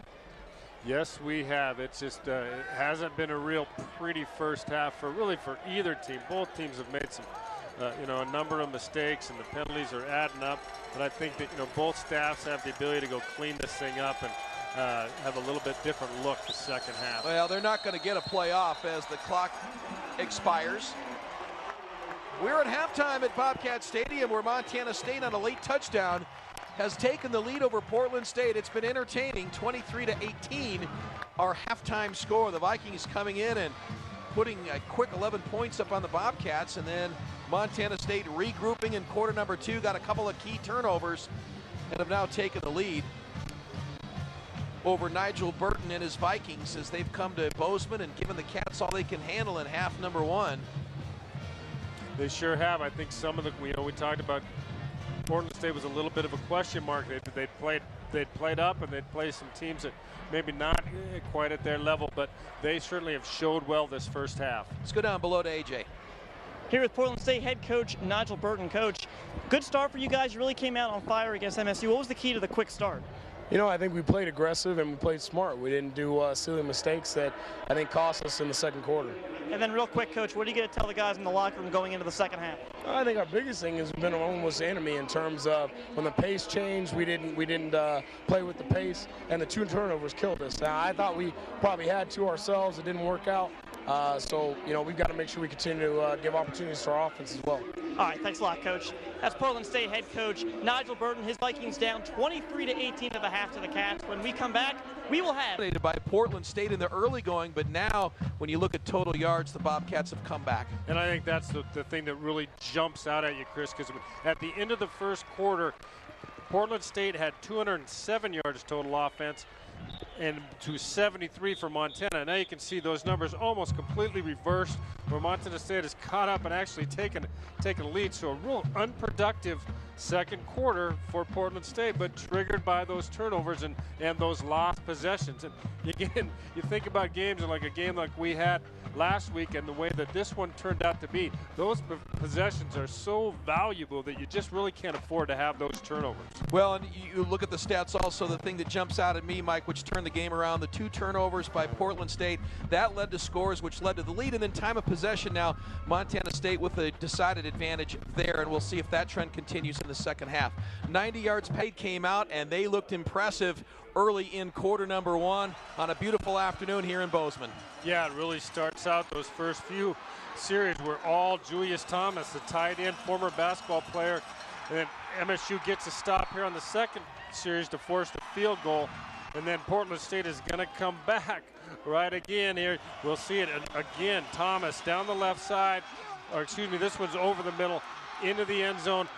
He just had a great first quarter. Yeah, and at that point, it looked like Portland State really in control of the game as they go for the 2-point conversion there to Thomas. It was good, and it was 11-zip at that point. But then Montana State got the offense cranked up, started to play much better football. Denarius McGee, though, misfires to Tanner Bleskin. We saw that early on. And then the long 52-yard field goal by Jason Cunningham got the Cats on the board 11-3. But then Connor Cavanaugh off to the races. Boy, Connor Cavanaugh, again, as we talked about, well-designed play. They ran everybody off. They had man coverage, and he just took it up the middle for the foot race. Second quarter belonged to Montana State, but not before some great defense. They try the end around to Deshaun Thomas and sniff that one out for no gain. But then McGee on a 3rd and long goes up top to Everett Gilbert. Gilbert into the end zone. That was the first touchdown for Montana State as they start to climb back into the game. And again, another missed extra point as we see it again there. Just has really been a problem for MSU. But again, Davis came in. This is the point of the game when he really started to come in and dominate. Had some nice runs, really sparked the offense in the second quarter for Montana State. And then the little screen pass to C.J. Palmer, and Palmer did the rest after the catch and the touchdown. And eventually Montana State would climb back into this game and take the lead. Portland State running the football well, but 2 costly turnovers in the second quarter. That was the difference maker for Montana State, and they capitalized. Yeah, they did. They got the one fumble. They weren't able to get anything done, but this one, just another in a long list of heads-up play by the young quarterback, Denarius McGee. Then here we see him, rolls out, receivers are covered, tucks this thing away, and he's in the end zone. So there you have it.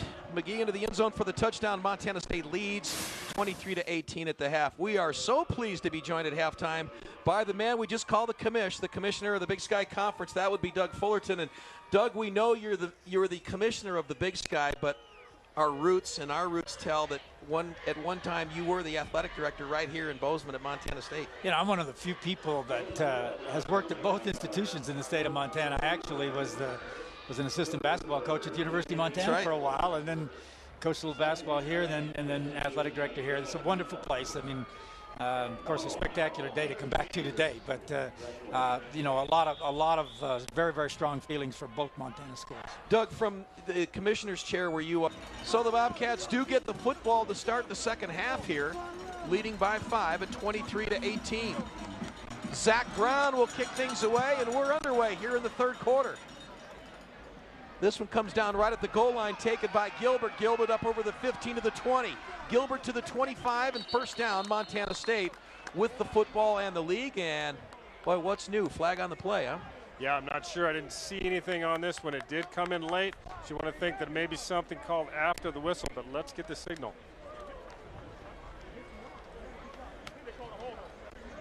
Holding, number 33, the receiving team. 10-yard penalty assessed from the end of the run. First down. Well, Montana State hasn't done themselves any favors in the penalty situation today. And again, boy, a nice return out to decent field position, and for it seems at least the third or fourth time they have backed themselves up with the penalty at the end of the run. Back it up to the 16-yard line, 1st and 10 for the Bobcats. McGee's gone all the way at quarterback for Montana State this afternoon. Starts deep in his own end under center.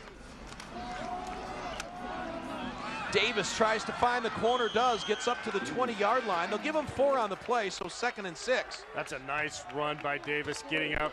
They run this play into the short side, so not a lot of room, and they had great backside pursuit that time by Portland State. Just able to turn that thing up for 5 yards and really make a nice play for MSU. Didn't look like there was much there, Mike. No, but it really didn't. It was well defended, and you just saw, you know, a running back getting what he could out of that, and I think that that is all that he could have done on that play. Numbers on McGee beginning to improve. Here's the pitch to Davis, finds a hole, and Lorenzo Davis has a first down to the 25-yard, well, close to the first down, up to the 25. Gonna mark him, looks like to be a yard short. Yeah, look at the, you'll see Casey Denny, he comes out and pulls on this play and is trying to get the linebacker Ross sealed so that you can get an outside cut here, but he just comes off at the end of this block thinking that he's got his man sealed outside. That time Davis made the cut back inside. Otherwise, boy, it could have been a lot of running room for that MSU offense. Davis starting to pile up the numbers now, 83 yards on the day. Gain is to the 27. It was a first down. Here's McGee. Play fake, has room, but throws. And has a wide open Alvis Akpla out near the 37-yard line. And Akpla right at the first down marker. Boy, I don't know if we'll see the whole route on this replay, but Elvis Akpla does a great job of driving his defender upfield and then stops on a dime and comes back hard for this football, creating all that space that you see as he makes that reception. It is indeed a first down to the 39. Opening drive, third quarter. Akpla 3 catches today for 25 yards.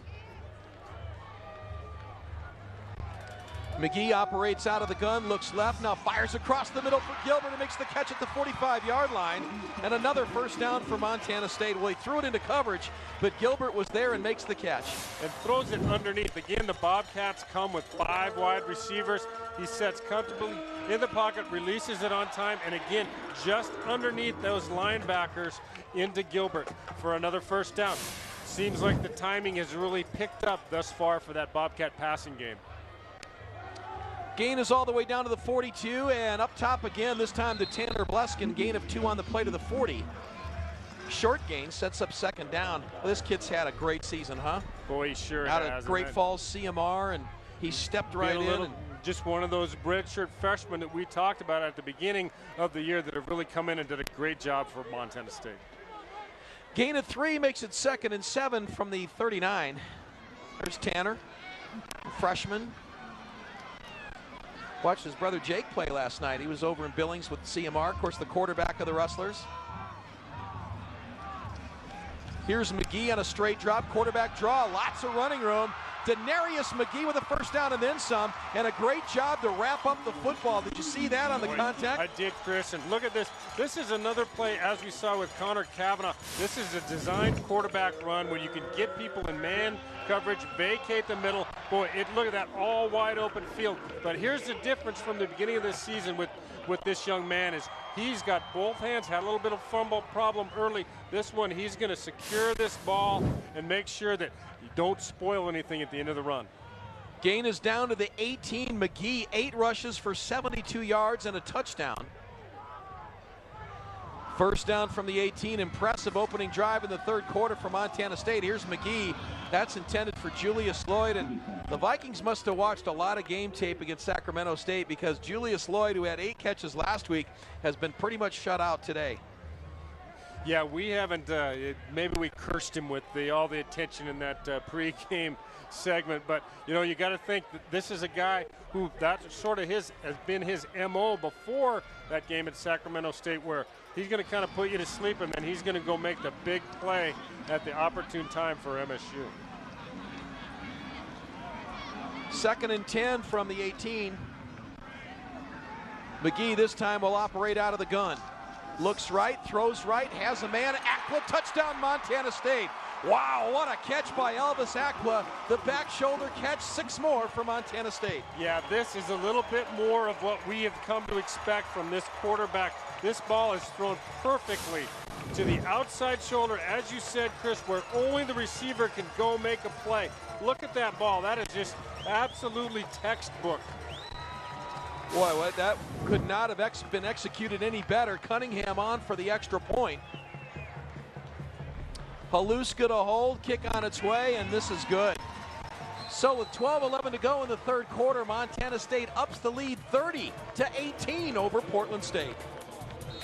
Plays 84 yards, 2:49 off the clock. Denarius McGee to Elvis Akpla for 18 yards in the touchdown. Montana State leads by 12. AJ? Guys, we saw the first half there, strong safety Jordan Craney, one of the captains on this team. He went down with an injury. He was out for the rest of the half, and it appears that he will not be re-entering the game. His shoulder pads are off on the sideline. Well, we'll see if he comes back in. I think he's trying to work on it right now. He's running back and forth on the sideline. We'll see if he's able to re-enter the game, and we'll see soon enough as the Cats are about to go on defense. So Portland State returns the kickoff up close to the 30-yard line. And a nice return by Nevin Lewis. Let's take another look at the touchdown, Mike. And again, this was just perfect execution.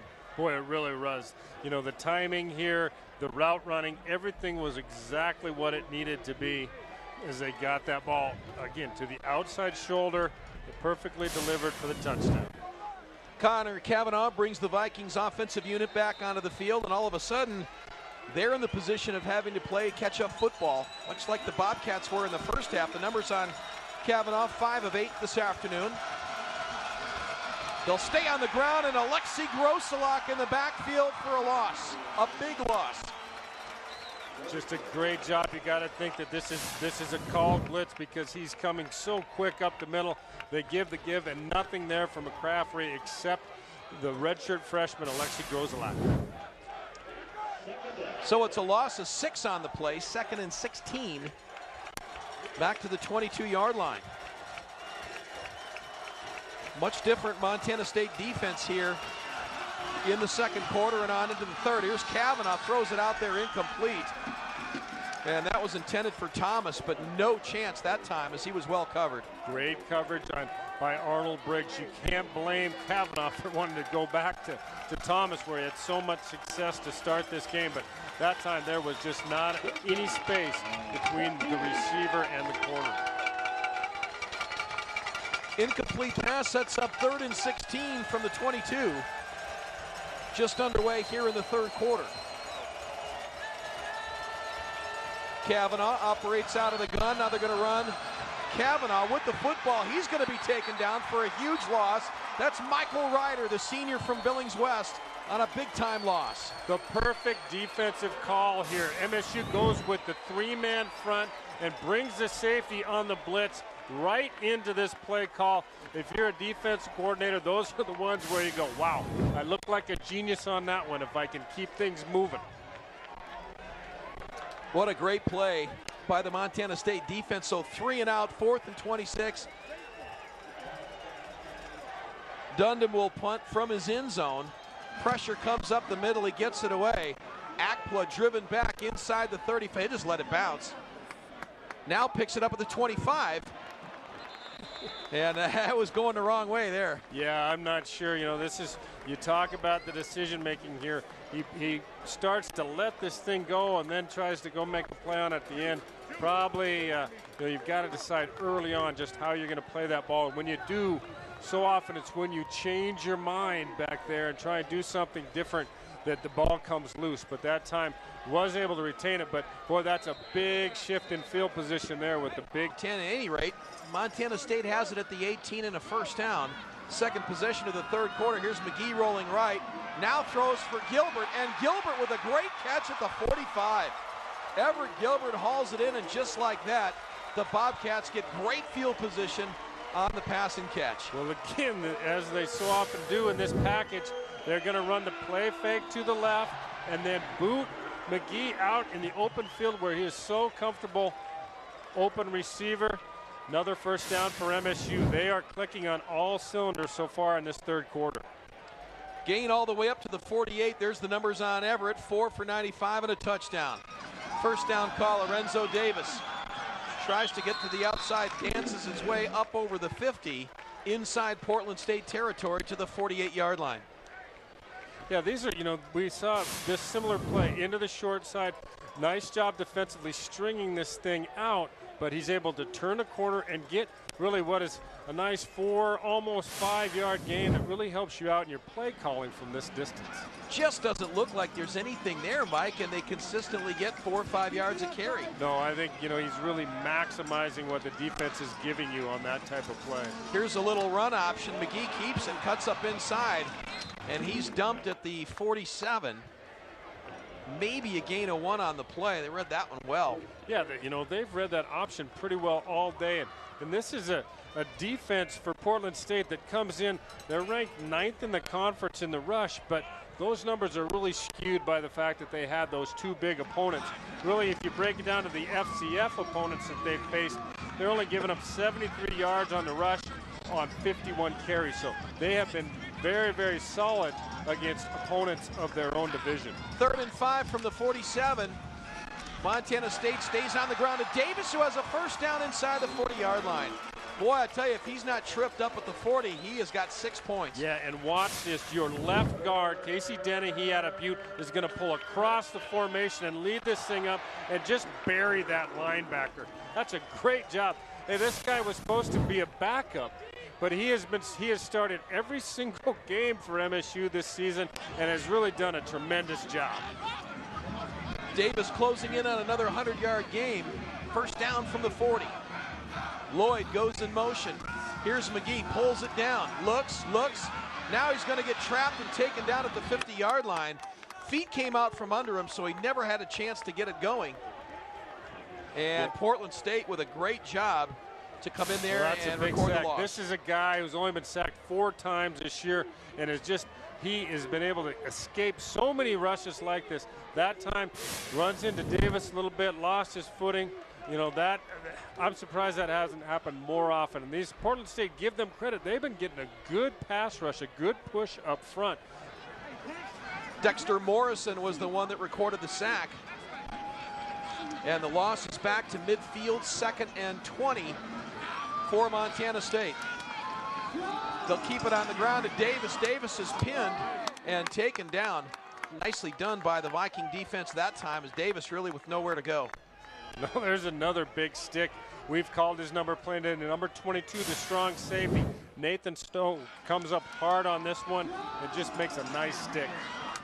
Ooh, yeah, I like to say that. You hear it up here. Football sounds like, doesn't it, Chris? You love that, don't you? I do.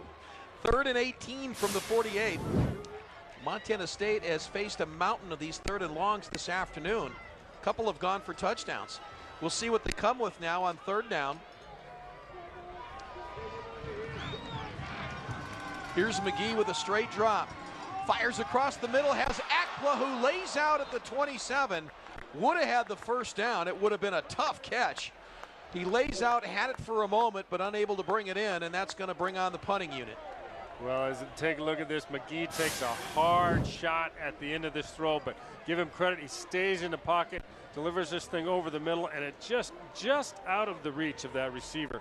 Would have been a big play, had enough for the first down. Was Elvis Akpla able to hold on?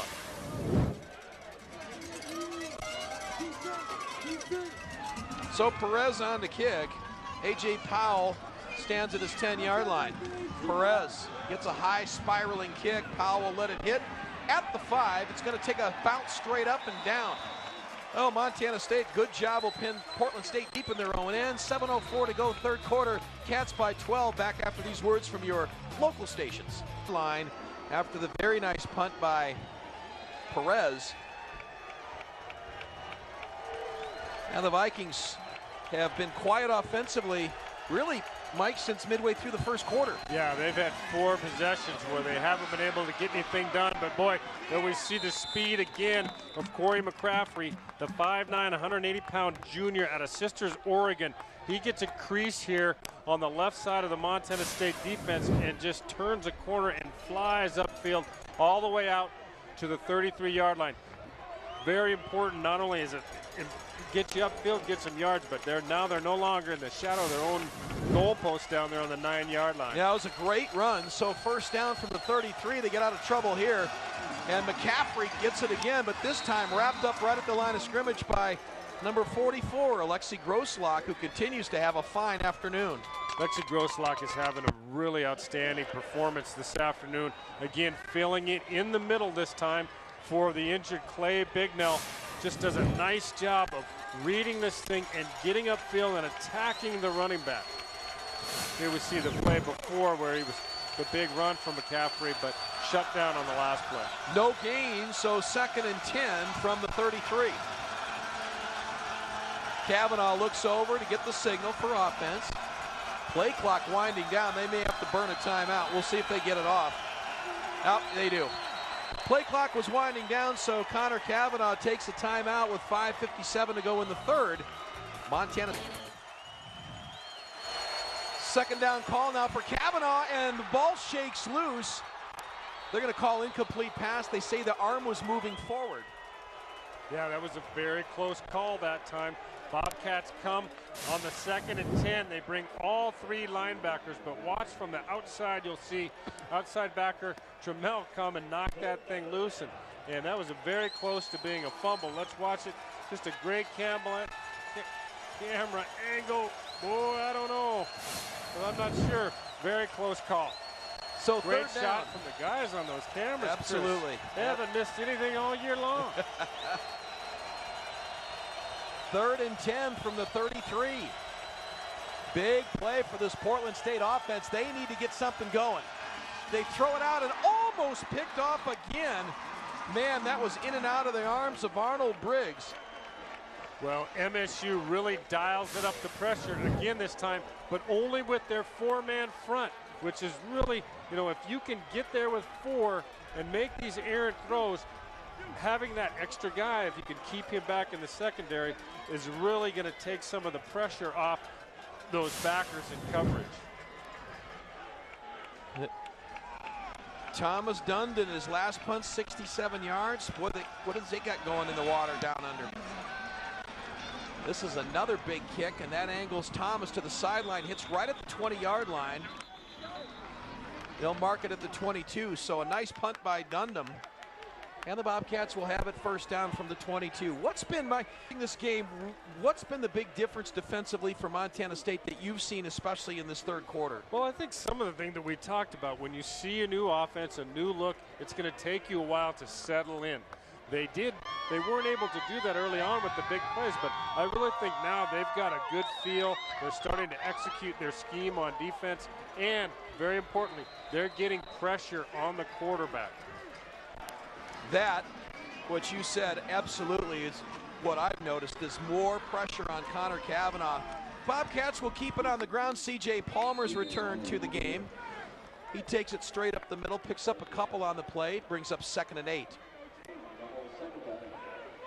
I wonder too, Mike, as the season wears on and Montana State continues to be the front runner in the Big Sky or atop the league standings, when you're playing in front of a homecoming crowd like this one today, I wonder if some of that pressure now starts to build a little bit. Yeah, everyone expects us to win this game. We're supposed to come out, handle Portland State. I wonder if there's a little bit of that pressure now starting to build with the team that's winning games.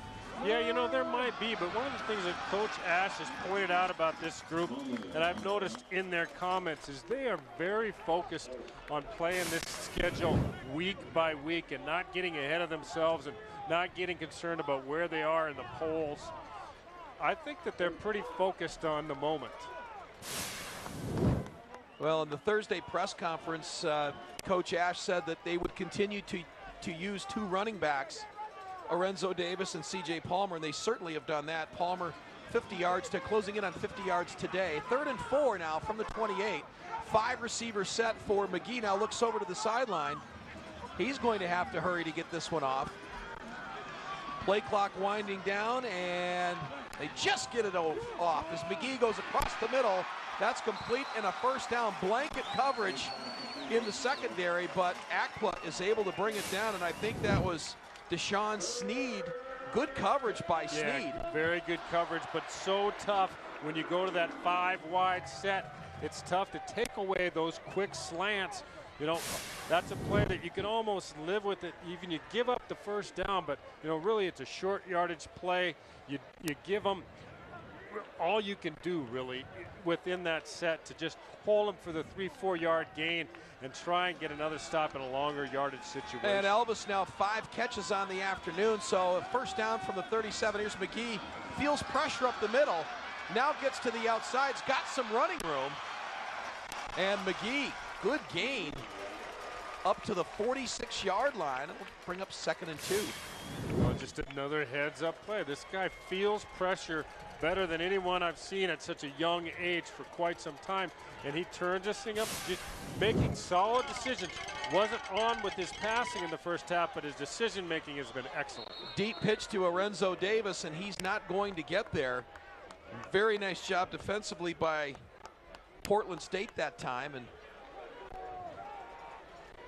I believe on the play that was Carl Summer, the defensive end, who didn't make the tackle, but he stretched the play enough to run Davis out of bounds, and it's going to remain 3rd and 2. Yeah, Summer comes in as one of their big play guys on defense.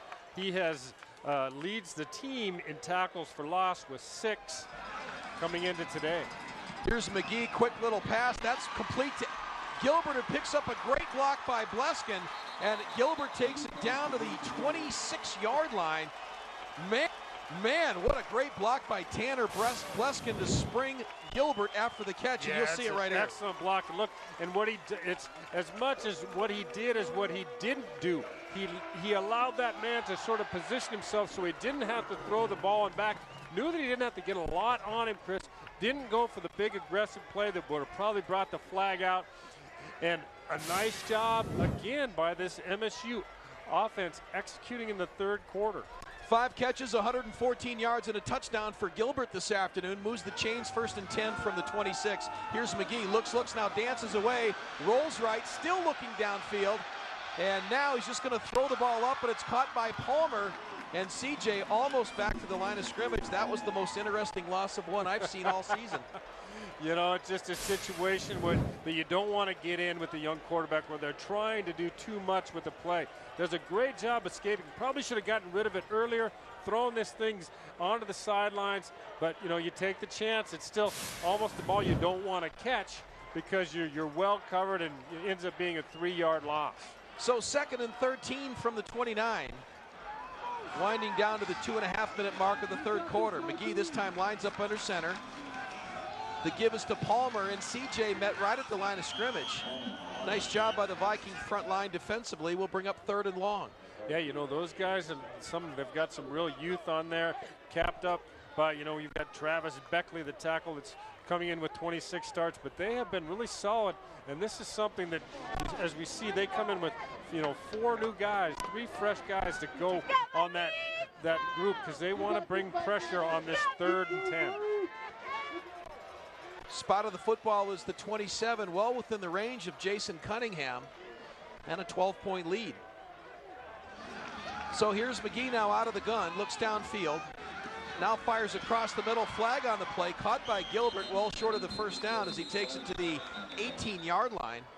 Flag thrown in the area of holding, maybe. Yeah, usually when that comes in from the umpire, he's watching that offensive line play.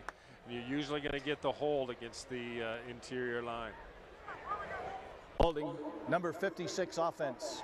10-yard penalty assessed from the previous spot. Replay 3rd down. Now they're going to take the penalty and give them 3rd down again. Well, let's see if we can pick it up here. They called it. Yeah, you can see the center. Sampson's got a pretty good grip on him and just gives him a little throw. No, not too bad, but yeah, that one's going to usually. That's where that umpire's vision is directed. So he's going to see a play like that 9 times out of 10. You're going to get that call. 3rd and 21 from the 37 now.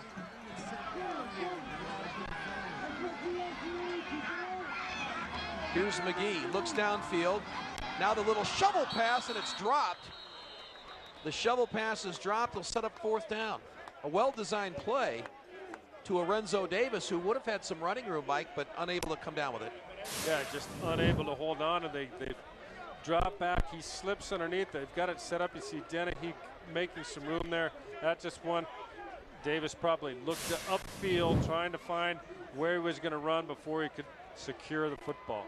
Rory Perez on the kick, and Powell standing back at his 10-yard line. So the Bobcats will be content to try to play some field position here in the third quarter with a 12-point lead. Rory's numbers today, pretty good. Perez gets this one off and will come down inside the 5, and this one is going to be downed at the 1-yard line. Oh man, what a play by Montana State as they down it at the 1-yard line. Great special teams play. You see those first guys down, we're in that short punt situation.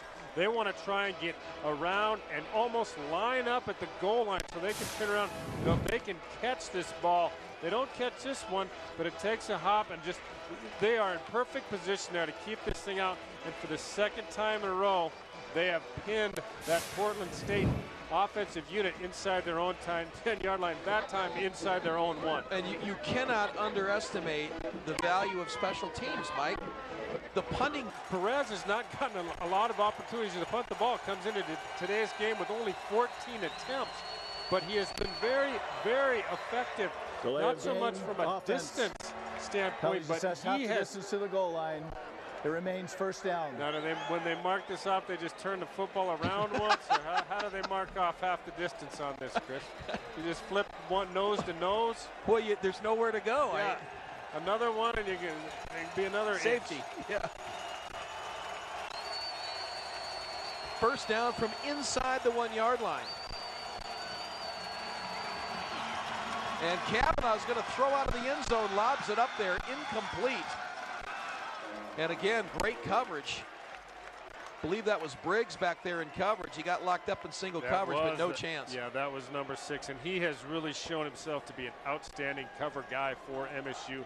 The 5'10", 185-pound senior out of San Diego has been a shutdown guy, and we've seen him. He's had 2 great interceptions where we look, the big guy has gone up and played about 6'3", 6'4" on some of those. He has climbed the ladder to make a couple of big plays this season for that defense. Joel Fuller in defensively for Montana State at safety on second down. Here's Kavanaugh again. He's going to air it out, this time incomplete again out at the 5-yard line. They're just trying to get some working room. That was intended for Justin Monahan. And again, Arnold Briggs back in coverage for Montana State. Yeah, and good pressure here by Preston Gale. You don't see it at the end of this throw, but he put a shot on Kavanaugh in the back of the end zone. You know, really a difficult situation. They went with just 4 defensive backs the previous play, and now they are going to go with the nickel package, but got it in late and look a little bit confused on defense. Portland State's going to give them a little time to help them settle in here. Vikings look confused on offense, 3rd and 10. Bobcats showing blitz up the middle. Now Groslock drops off. They throw across, and this one is almost intercepted. You saw Alexi show blitz. He dropped back in coverage and almost had the interception. Yeah, and that's a situation where you have, fooled that quarterback. He sees you coming up. He makes his read, and as soon as this ball comes out of his hand, he goes, uh-oh. Yep. The backer is dropping. You can see a nice. Gets a hand on it, almost gets some help from the safety, Michael Ryder, but hey, that's a great 3-and-out for the MSU defense. That is the 5th series ever since that we saw that 75-yard run. Dundam just gets this one off. Ackle at the 45. Elvis to the 40. Inside of the 35 and down to the 31-yard line. Yeah. Great field position for Montana State. And unfortunately, if you are Montana State, there is going to be a roughing the kicker here. It's going to give Portland State the ball back with a first down. Really a running into the kicker. Number 17 of the receiving team. 5-yard penalty. Replay, 4th down. Yep. They luck out here and get the running into the kicker. Look at him. I think they call it running into him because he's so nice after the contact here. But definitely, there's no doubt he made contact, but he was trying to hold him up. It wasn't anything where he endangered the kicker. So MSU gets a break with only the 5-yarder. Well, and there was such a short space there that the normal 15 yards for a punt obviously not applying there, and so there wasn't really a whole lot of operating room for anybody, and Bobcats will take the 5-yard penalty, so we'll kick it again. A little more room this time for Dundon to kick this one away. And this one almost blocked as well. This one sails out of bounds. Someone might have got a hand on that. Let's see where they mark the ball. It's going to be at the 39-yard line. Well, so that's a net gain of 7 yards for Portland State from the last kick. Yeah, that was went a little bit. So, or the block rather. So first down from the 39. Bobcats with great field position late in the third. The give is to Davis. Davis sprung at the 30. Orenzo Davis to the 10. 5, touchdown Montana State. Orenzo Davis from 39 yards out, and the Bobcats extend the lead. Wow, quick strike. I'll tell you, that was a nice job. We've seen Davis come in, really gave MSU a spark in the second quarter with just this type of running. That time, one play drive for 39 yards, and really great play by the offense. But credit, again, going back to you, great punt, special teams play, defense steps up, they get a 3 and out, they give the offense an opportunity. That's just great team execution. Extra point is good by Jason Cunningham, so with 36 seconds to go in the third, Montana's credit that group, and they, you know, we had the great piece at halftime last week about their leader, their coach, Jason McAdoo, and he is just deserves a lot of praise so far, the way he's held that group Cunningham's together. kick comes down at the goal line, taken up to the 25-yard line is Nevin Lewis, and very close. They're less than, I think, 50 yards in total offense. You know, and that was early. It was at the end of the first or the beginning of the second quarter. It's been all that MSU defense since that time. Kavanaugh keeps the ball himself and will take it up close to the 40-yard line. That's going to be a first down. And those are the kind of plays that you're going to expect out of this thing. But the difference has been they've had a few positive yardage plays like that. But what MSU hasn't done so far in this second half, and really that most of the second quarter, is given up the big play, that killer play like they did to start this game off. All right, so it is a first down at the 40-yard line. Clock runs now with 5 seconds to go here in the third quarter.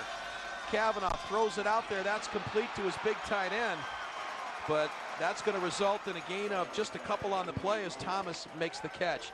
That'll do it at the third quarter. Montana State leading over the Vikings 37-18. Back with fourth quarter action from Bobcat Stadium after these words from your local stations.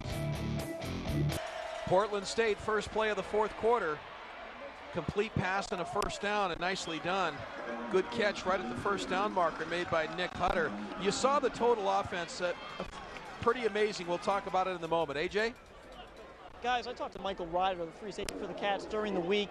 He said it's all about winning the fourth quarter. Well, in this case, the Cats had to win a little bit earlier because of that huge deficit they built themselves in early. But the Cats came back, like Ryder said, they should do in every situation. And now in the fourth quarter here, they're just going to try to stay strong, and we'll see if they're able to hang on here. 37-18 early in the fourth quarter. Guys. And this time, Kavanaugh with the little play fake. Oh, and a big shot by Roger Trammell at the end of the play, and Julius Thomas, man, did he take a wicked hit at the end of that play, but he does have a first down. Nice kind of a play out of the MSU playbook where they drag that guy underneath. But watch the stick at the end of this as he turns this thing up. Oh, jeez.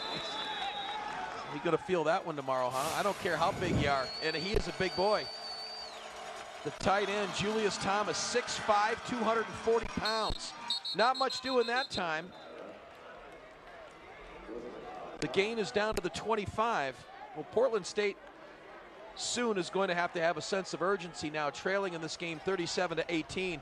Good position now, second down from the 25. They can get a touchdown here, Mike, very much still in it with most of the fourth quarter to play. For sure, Chris, because they've shown their ability, but we haven't seen it for a few series. They can score and score quickly. 2nd and 3 after the gain of 7. And this is going to be close to the first down. I think he'd be just a bit short. That's Willie Griffin carrying the football, and he's down to the 23. Well, aggressive job on that front. D'Alba comes, scrapes across, down to formation hard here. He gets a little push from the other side. Just able to, looks like he's going to be just a little bit short. So nice hustle by the defensive tackle, number 45, Jason D'Alba. Just short of the first down, 3rd and 1 at the 23. Vikings need some offense. They have been quiet this entire second half. Nick Hutter now checked, flag on the play. Illegal substitution, number 84 offense. Oh, that is a 5-yard killer. penalty. It remains 3rd down. That is a backbreaker for the Vikings. They were looking at 3rd and less than a yard, now 3rd and 6 on the illegal substitution. Yeah, that's very tough, boy. You just hate to see a penalty like that where your offense is finally, for the first time really since the end of the first quarter, has started to put a drive together. You've worked hard. You've got yourself down near the 20-yard line. You've got a real makeable 3rd and 1. Just a lot, not the 3rd and 7, 3rd and 6 is that different, but a lot more pressure on that offense. Could be 4-down territory at this point of the game. Here's Kavanaugh run the draw play.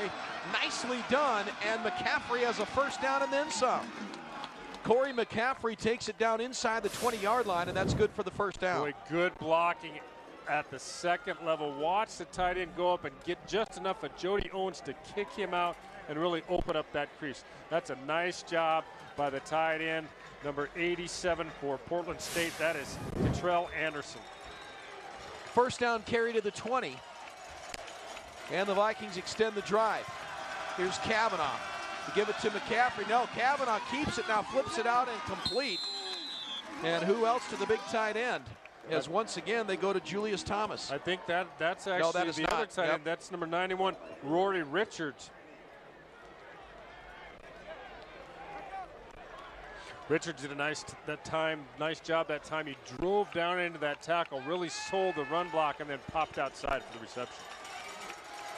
And there you see the numbers in the third quarter, completely dominated by the Bobcats. Gain of 3, 2nd and 7 from the 17. Here's Kavanaugh, fires across the middle, has a man, that's complete. And they had that working in the first half, haven't gone to it as they get it to Anderson. And Anderson yards short of the first down. Anderson does a good job, able to hold on. That's a problem they were having in the first half of this. It's just a tough play on your linebackers when you throw this thing underneath.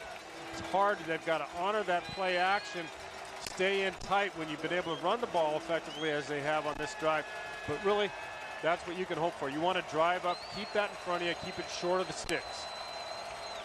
3rd and 2 from the 12-yard line. Kavanaugh out of the gun. The give is to McCaffrey, taken down. He will not get the first down. He is stopped short of the first down. A great job by Preston Gale, who comes in and makes the stop. Preston Gale comes in from the top of your screen, 6'3", 239-pound freshman, and he shows some quicks coming down on that one. Boy, McCaffrey is not slow by any means, and that's just a fine play by the freshman coming from the outside of the formation, driving down hard, making a big stop on 3rd down. But as you said, Chris, 2-down territory for Portland State at this point in the ballgame. Here we go, 4th and 3 from the 13-yard line. Biggest play of the game so far for Portland State. Kavanaugh gets pressure up the middle by Grosselach, and Grosselach can't wrap him up, but then finally taken down at the 35-yard line. And that is Zach Minter, who records the sack, but give a huge assist to Alexi Grosselach on that play. Yeah, Grosselach, Minter, Ogden. Watch everybody come hard up this middle. Grosselach comes, he comes free, can't quite get him. You see Minter take a shot at him and is able to get his foot. Dan Ogden there to help out as well. 10:13 to go, 4th quarter. Montana State takes over on downs. 37-18, Montana State leads. They have the football with 10:13 to go in the 4th after stopping Portland State, which had a 4th and 3 from the 13 and then a 23-yard loss on 4th down. So here come the Bobcats and Gilbert. Gilbert's got the corner, and Everett Gilbert, it's a race to the end zone. Gilbert to the 30, the 20. Gilbert inside the 10 and out of bounds. And Everett Gilbert takes it all the way down to the 5-yard line. What a well-designed play that was. Wow, for the second time in a row, MSU gets the ball. Quick strike, big play. Last time it was a 39-yard touchdown run by Davis.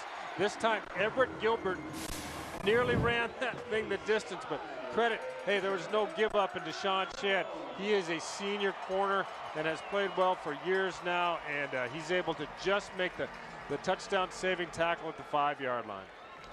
So 1st and goal from the 5. McGee now looks over for the play. C.J. Palmer's in the backfield.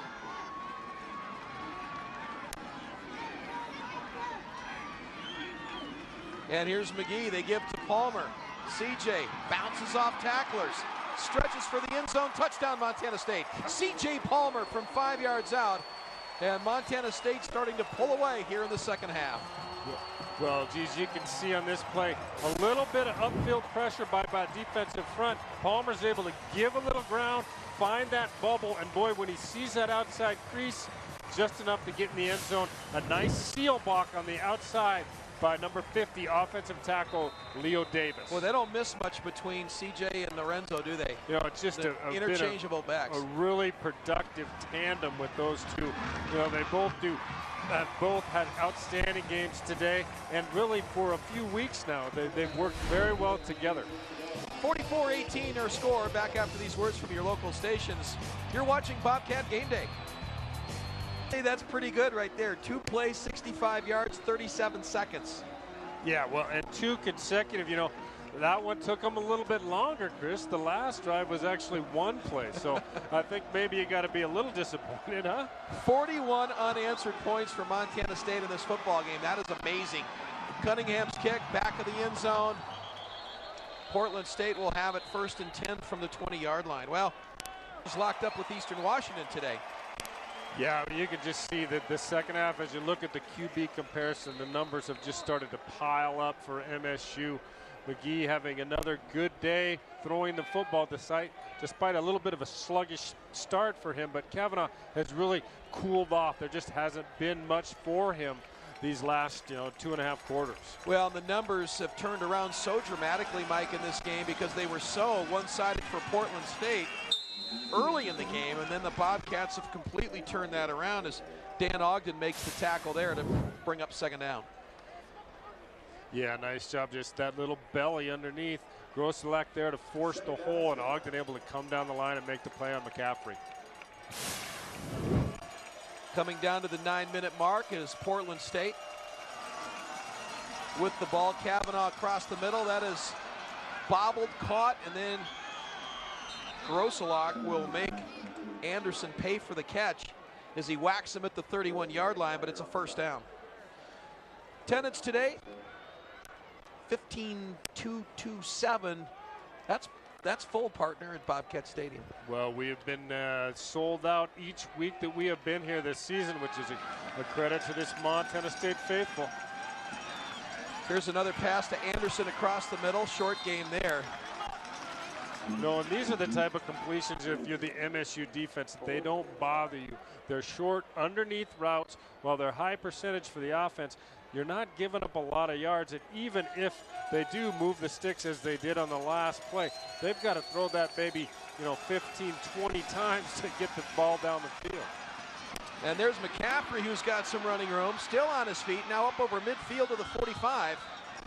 Nice run by Corey McCaffrey. We're told by the guys in our truck that this is the 5th largest Bobcat crowd, non-Cat Grizz crowd in the history of the stadium. Well, that's impressive. Impressive, as was this run. McCaffrey comes into this game his yards have not been outstanding until you look at, again, throw those other 2 games out and look at his rushing against 2 FCS opponents, and he's up over 141 yards per game. So with a 7.2 yard, per carry average, that's right up there with, Taiwan Jones territory.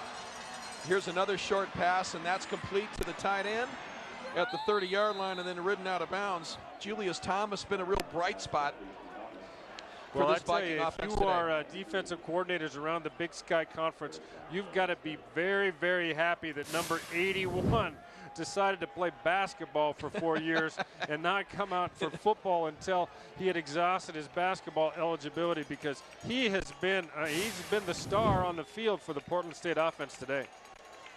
Well, and he's so big that even in good coverage, he's going to have a better than 50 chance to catch the ball. He's just simply bigger than the guy guarding him. Here's Kavanaugh, this time keeps it himself. Shadowed nicely and then run out of bounds. That was just a really good defensive play by Caleb Schreibeis. He's spying on the quarterback Kavanaugh, and Kavanaugh unable to get more than a couple. Yeah, we talked about understanding your responsibility and being disciplined in the execution of it. And this time they fake inside, but as you said, Schreibeis was on the quarterback. That was his assignment, and he was able to stay in front and run him out of bounds. So a gain of 4 on the play will bring up 2nd and 6. A lot of new faces in that Bobcat defense right now. Starting to substitute a little freely with a 44-18 lead. Draw play now. This is Griffin straight up the middle, takes it down inside the 20 to the 15-yard line. And Willie Griffin gets a first down for the Vikings. Well, a nice back. He's showing that they've got more than just McCaffrey here, but you can see that middle is so wide open. That time you didn't really see why he cut that ball over. That's just a huge hole created by that offensive line. Jody Owens in on the stop on a first down for Portland State. This is caught by Jones again. Steps out of bounds at the 10-yard line. Mistake. 6.5 minutes to go in the 4th quarter. All Montana State here in the second half as Kavanaugh operates out of the gun. Looks left, pressure up the middle, now throws for the end zone. Incomplete. That time Jones well covered back there in the end zone. Well, that was throw. Bethley, one of the new faces in that secondary, along with Zach Coleman in at corner. Here's the drop play. And this is going to be taken in for the touchdown. Nice play by Corey McCaffrey, who takes it in from 10 yards out and a touchdown, and the Vikings are finally on the board. Yeah, they're going to get over this little draw. They're going to come down the left side. Watch the block by this outside tackle. They had Ledet as well as, I'm not sure who the inside man was here, but they ran underneath Schreibeis, outside Ledet. Great hole, well executed by the Portland State offense. So they'll go for the 2-point conversion, and no good. So 6. Hey, look at that get up there, Mike. Huh? He brought the war paint today. He's got some good-looking hair He there. does. See what you get from your college students, mom and dad. You send them off. I'm sure he's going to study immediately after. That's what you get for your money. All right, the onside kick taken by Deshaun Thomas. Nice effort by the Vikings to get the football back, but Thomas able to fall on it. You can see just trying to pound it in and get that first hop, but the MSU defender, I'm not sure if he tried to swat that thing down or if it was actually number 24, Deshaun Shedd for Portland State. But either way, MSU able to come up with the ball. And again, when you go for that onside kick, if you don't get it, you're most likely going to give great field position as they have here. Montana State taking over at their own 49-yard line. Cody Kemp now in at quarterback, replacing Denarius McGee. So he'll get some time here in the 4th quarter. Cody Kirk is his running back, and Kirk hit initially, but then falls forward and picks up a couple on the play. So Cody Kirk is in. Cody Kemp is in. Lots of new faces here for Montana State as we get down to the final 5.5 minutes of the game. Well, you remember last week, Mike, the onside kick by Portland State was what really jump-started their comeback. Boy, it was, and that was as well executed of an onside kick as I've ever seen. It looked like the receiver was going out for a pass on the end of that line. They did a great job with it.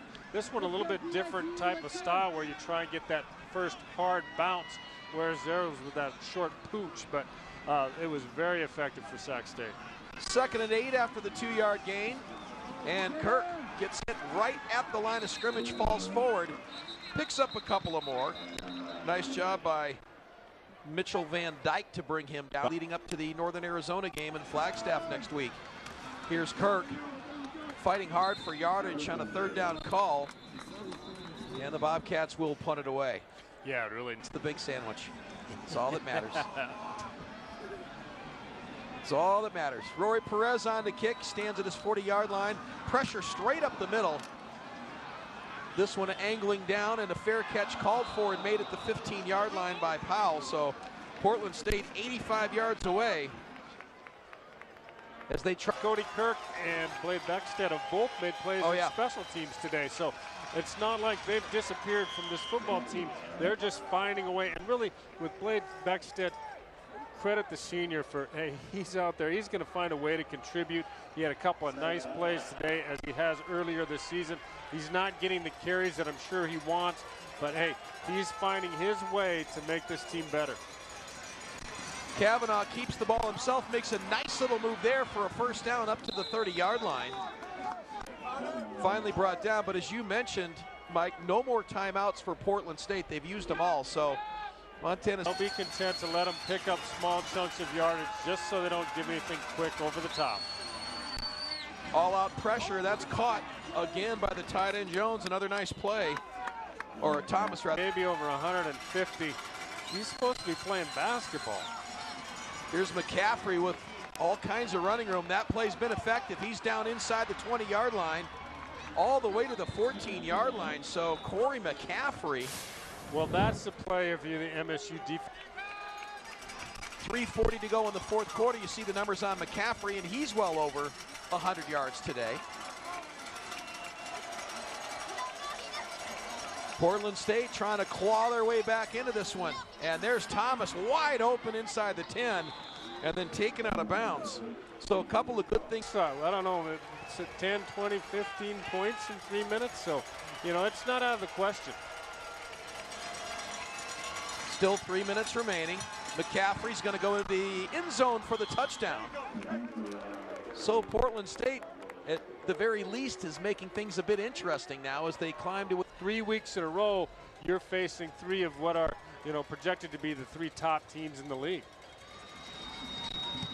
Here's the extra point attempt, and that's good. It comes with 3 minutes to go in the fourth quarter. So the Bobcats will need to survive an onside kick and maybe a first down, and that'll do it.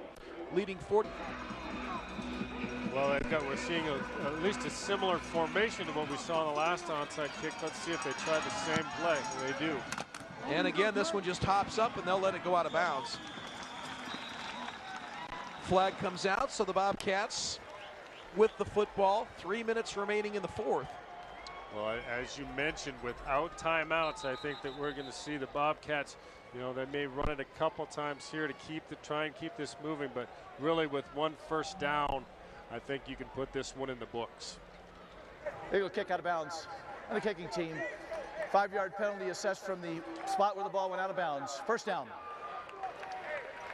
Another huge game offensively for Montana State as they are at 520 yards of total offense. 456 for Portland, although a lot of that, Mike, has come here late in the fourth quarter. Yeah, it really has. A lot of that, I guess, would be kind of a mop-up time, if you will. But still, hey, they are very impressive to me on the offensive side of the football. And I think they're going to have a lot of success as they move forward in their Big Sky schedule. So Montana State from the 47 and a first down. Cody Kemp in at quarterback, gives to Cody Kirk. And Cody takes it down inside the 45-yard line. Good hard running there, a gain of 5 on the play. Once again, I have to thank the quarterback club for taking care of the guys that are working the crew today for Max Media. Thanks, fellas, for the good food. How come we never get any of that? Doesn't seem really to make its way up top, does it, Chris? Why is it that the guys work and get the brats and we don't? I'm confused. They're telling us in the truck why right now. Yeah, well, I don't know. I got some static on that one. Gain of 4 will make it 2nd and 6 from the 43. And Cody Kirk again, this time met at line of scrimmage, bounces away and close to picking up a first down. Well, that's just great second effort by the young man from Frenchtown. He must have had a heck of a football coach when he was a youngster to be able to make plays like that. This is exactly what we taught him on Napa in his 5th and 6th grade years. Actually, this is a kid you didn't have to teach much to because he is a hard-working son of a gun, and he's going to keep coming at you, and he doesn't care that there's 2 minutes and 4 seconds of the game's in hand. Cody is just going to keep punching you and punching you and punching you until this thing's over. Well, and that gives Montana State a first down. That should do it. So first down from the 36. Inside of 2 minutes to go, and Kirk will get the ball. Covers it up nicely. Has some running room down to the 27-yard line. 37, rather.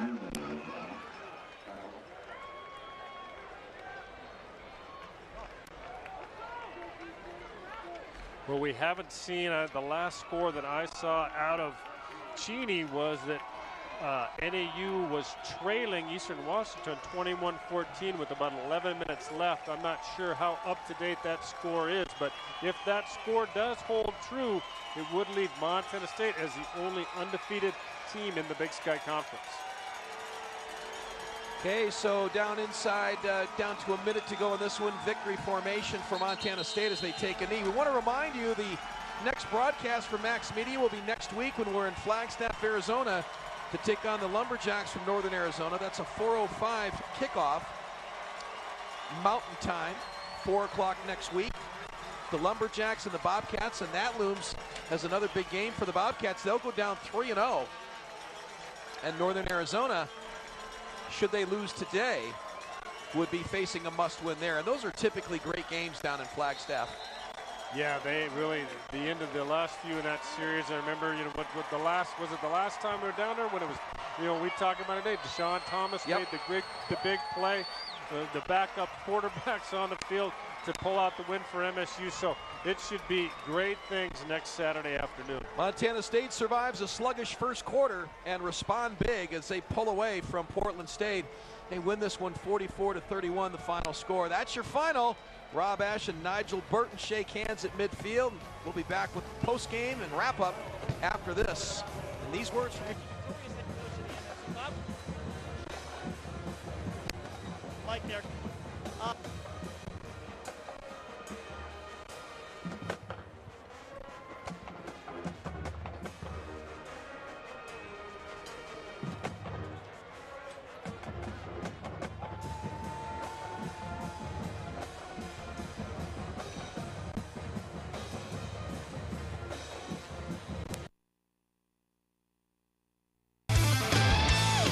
Last week, the Bobcats took a step backwards, losing to Northern Arizona and dropping out of first place in the Big Sky Conference. Today, the Cats try to get back on track against Northern Colorado. It's next on Bobcat Game Day.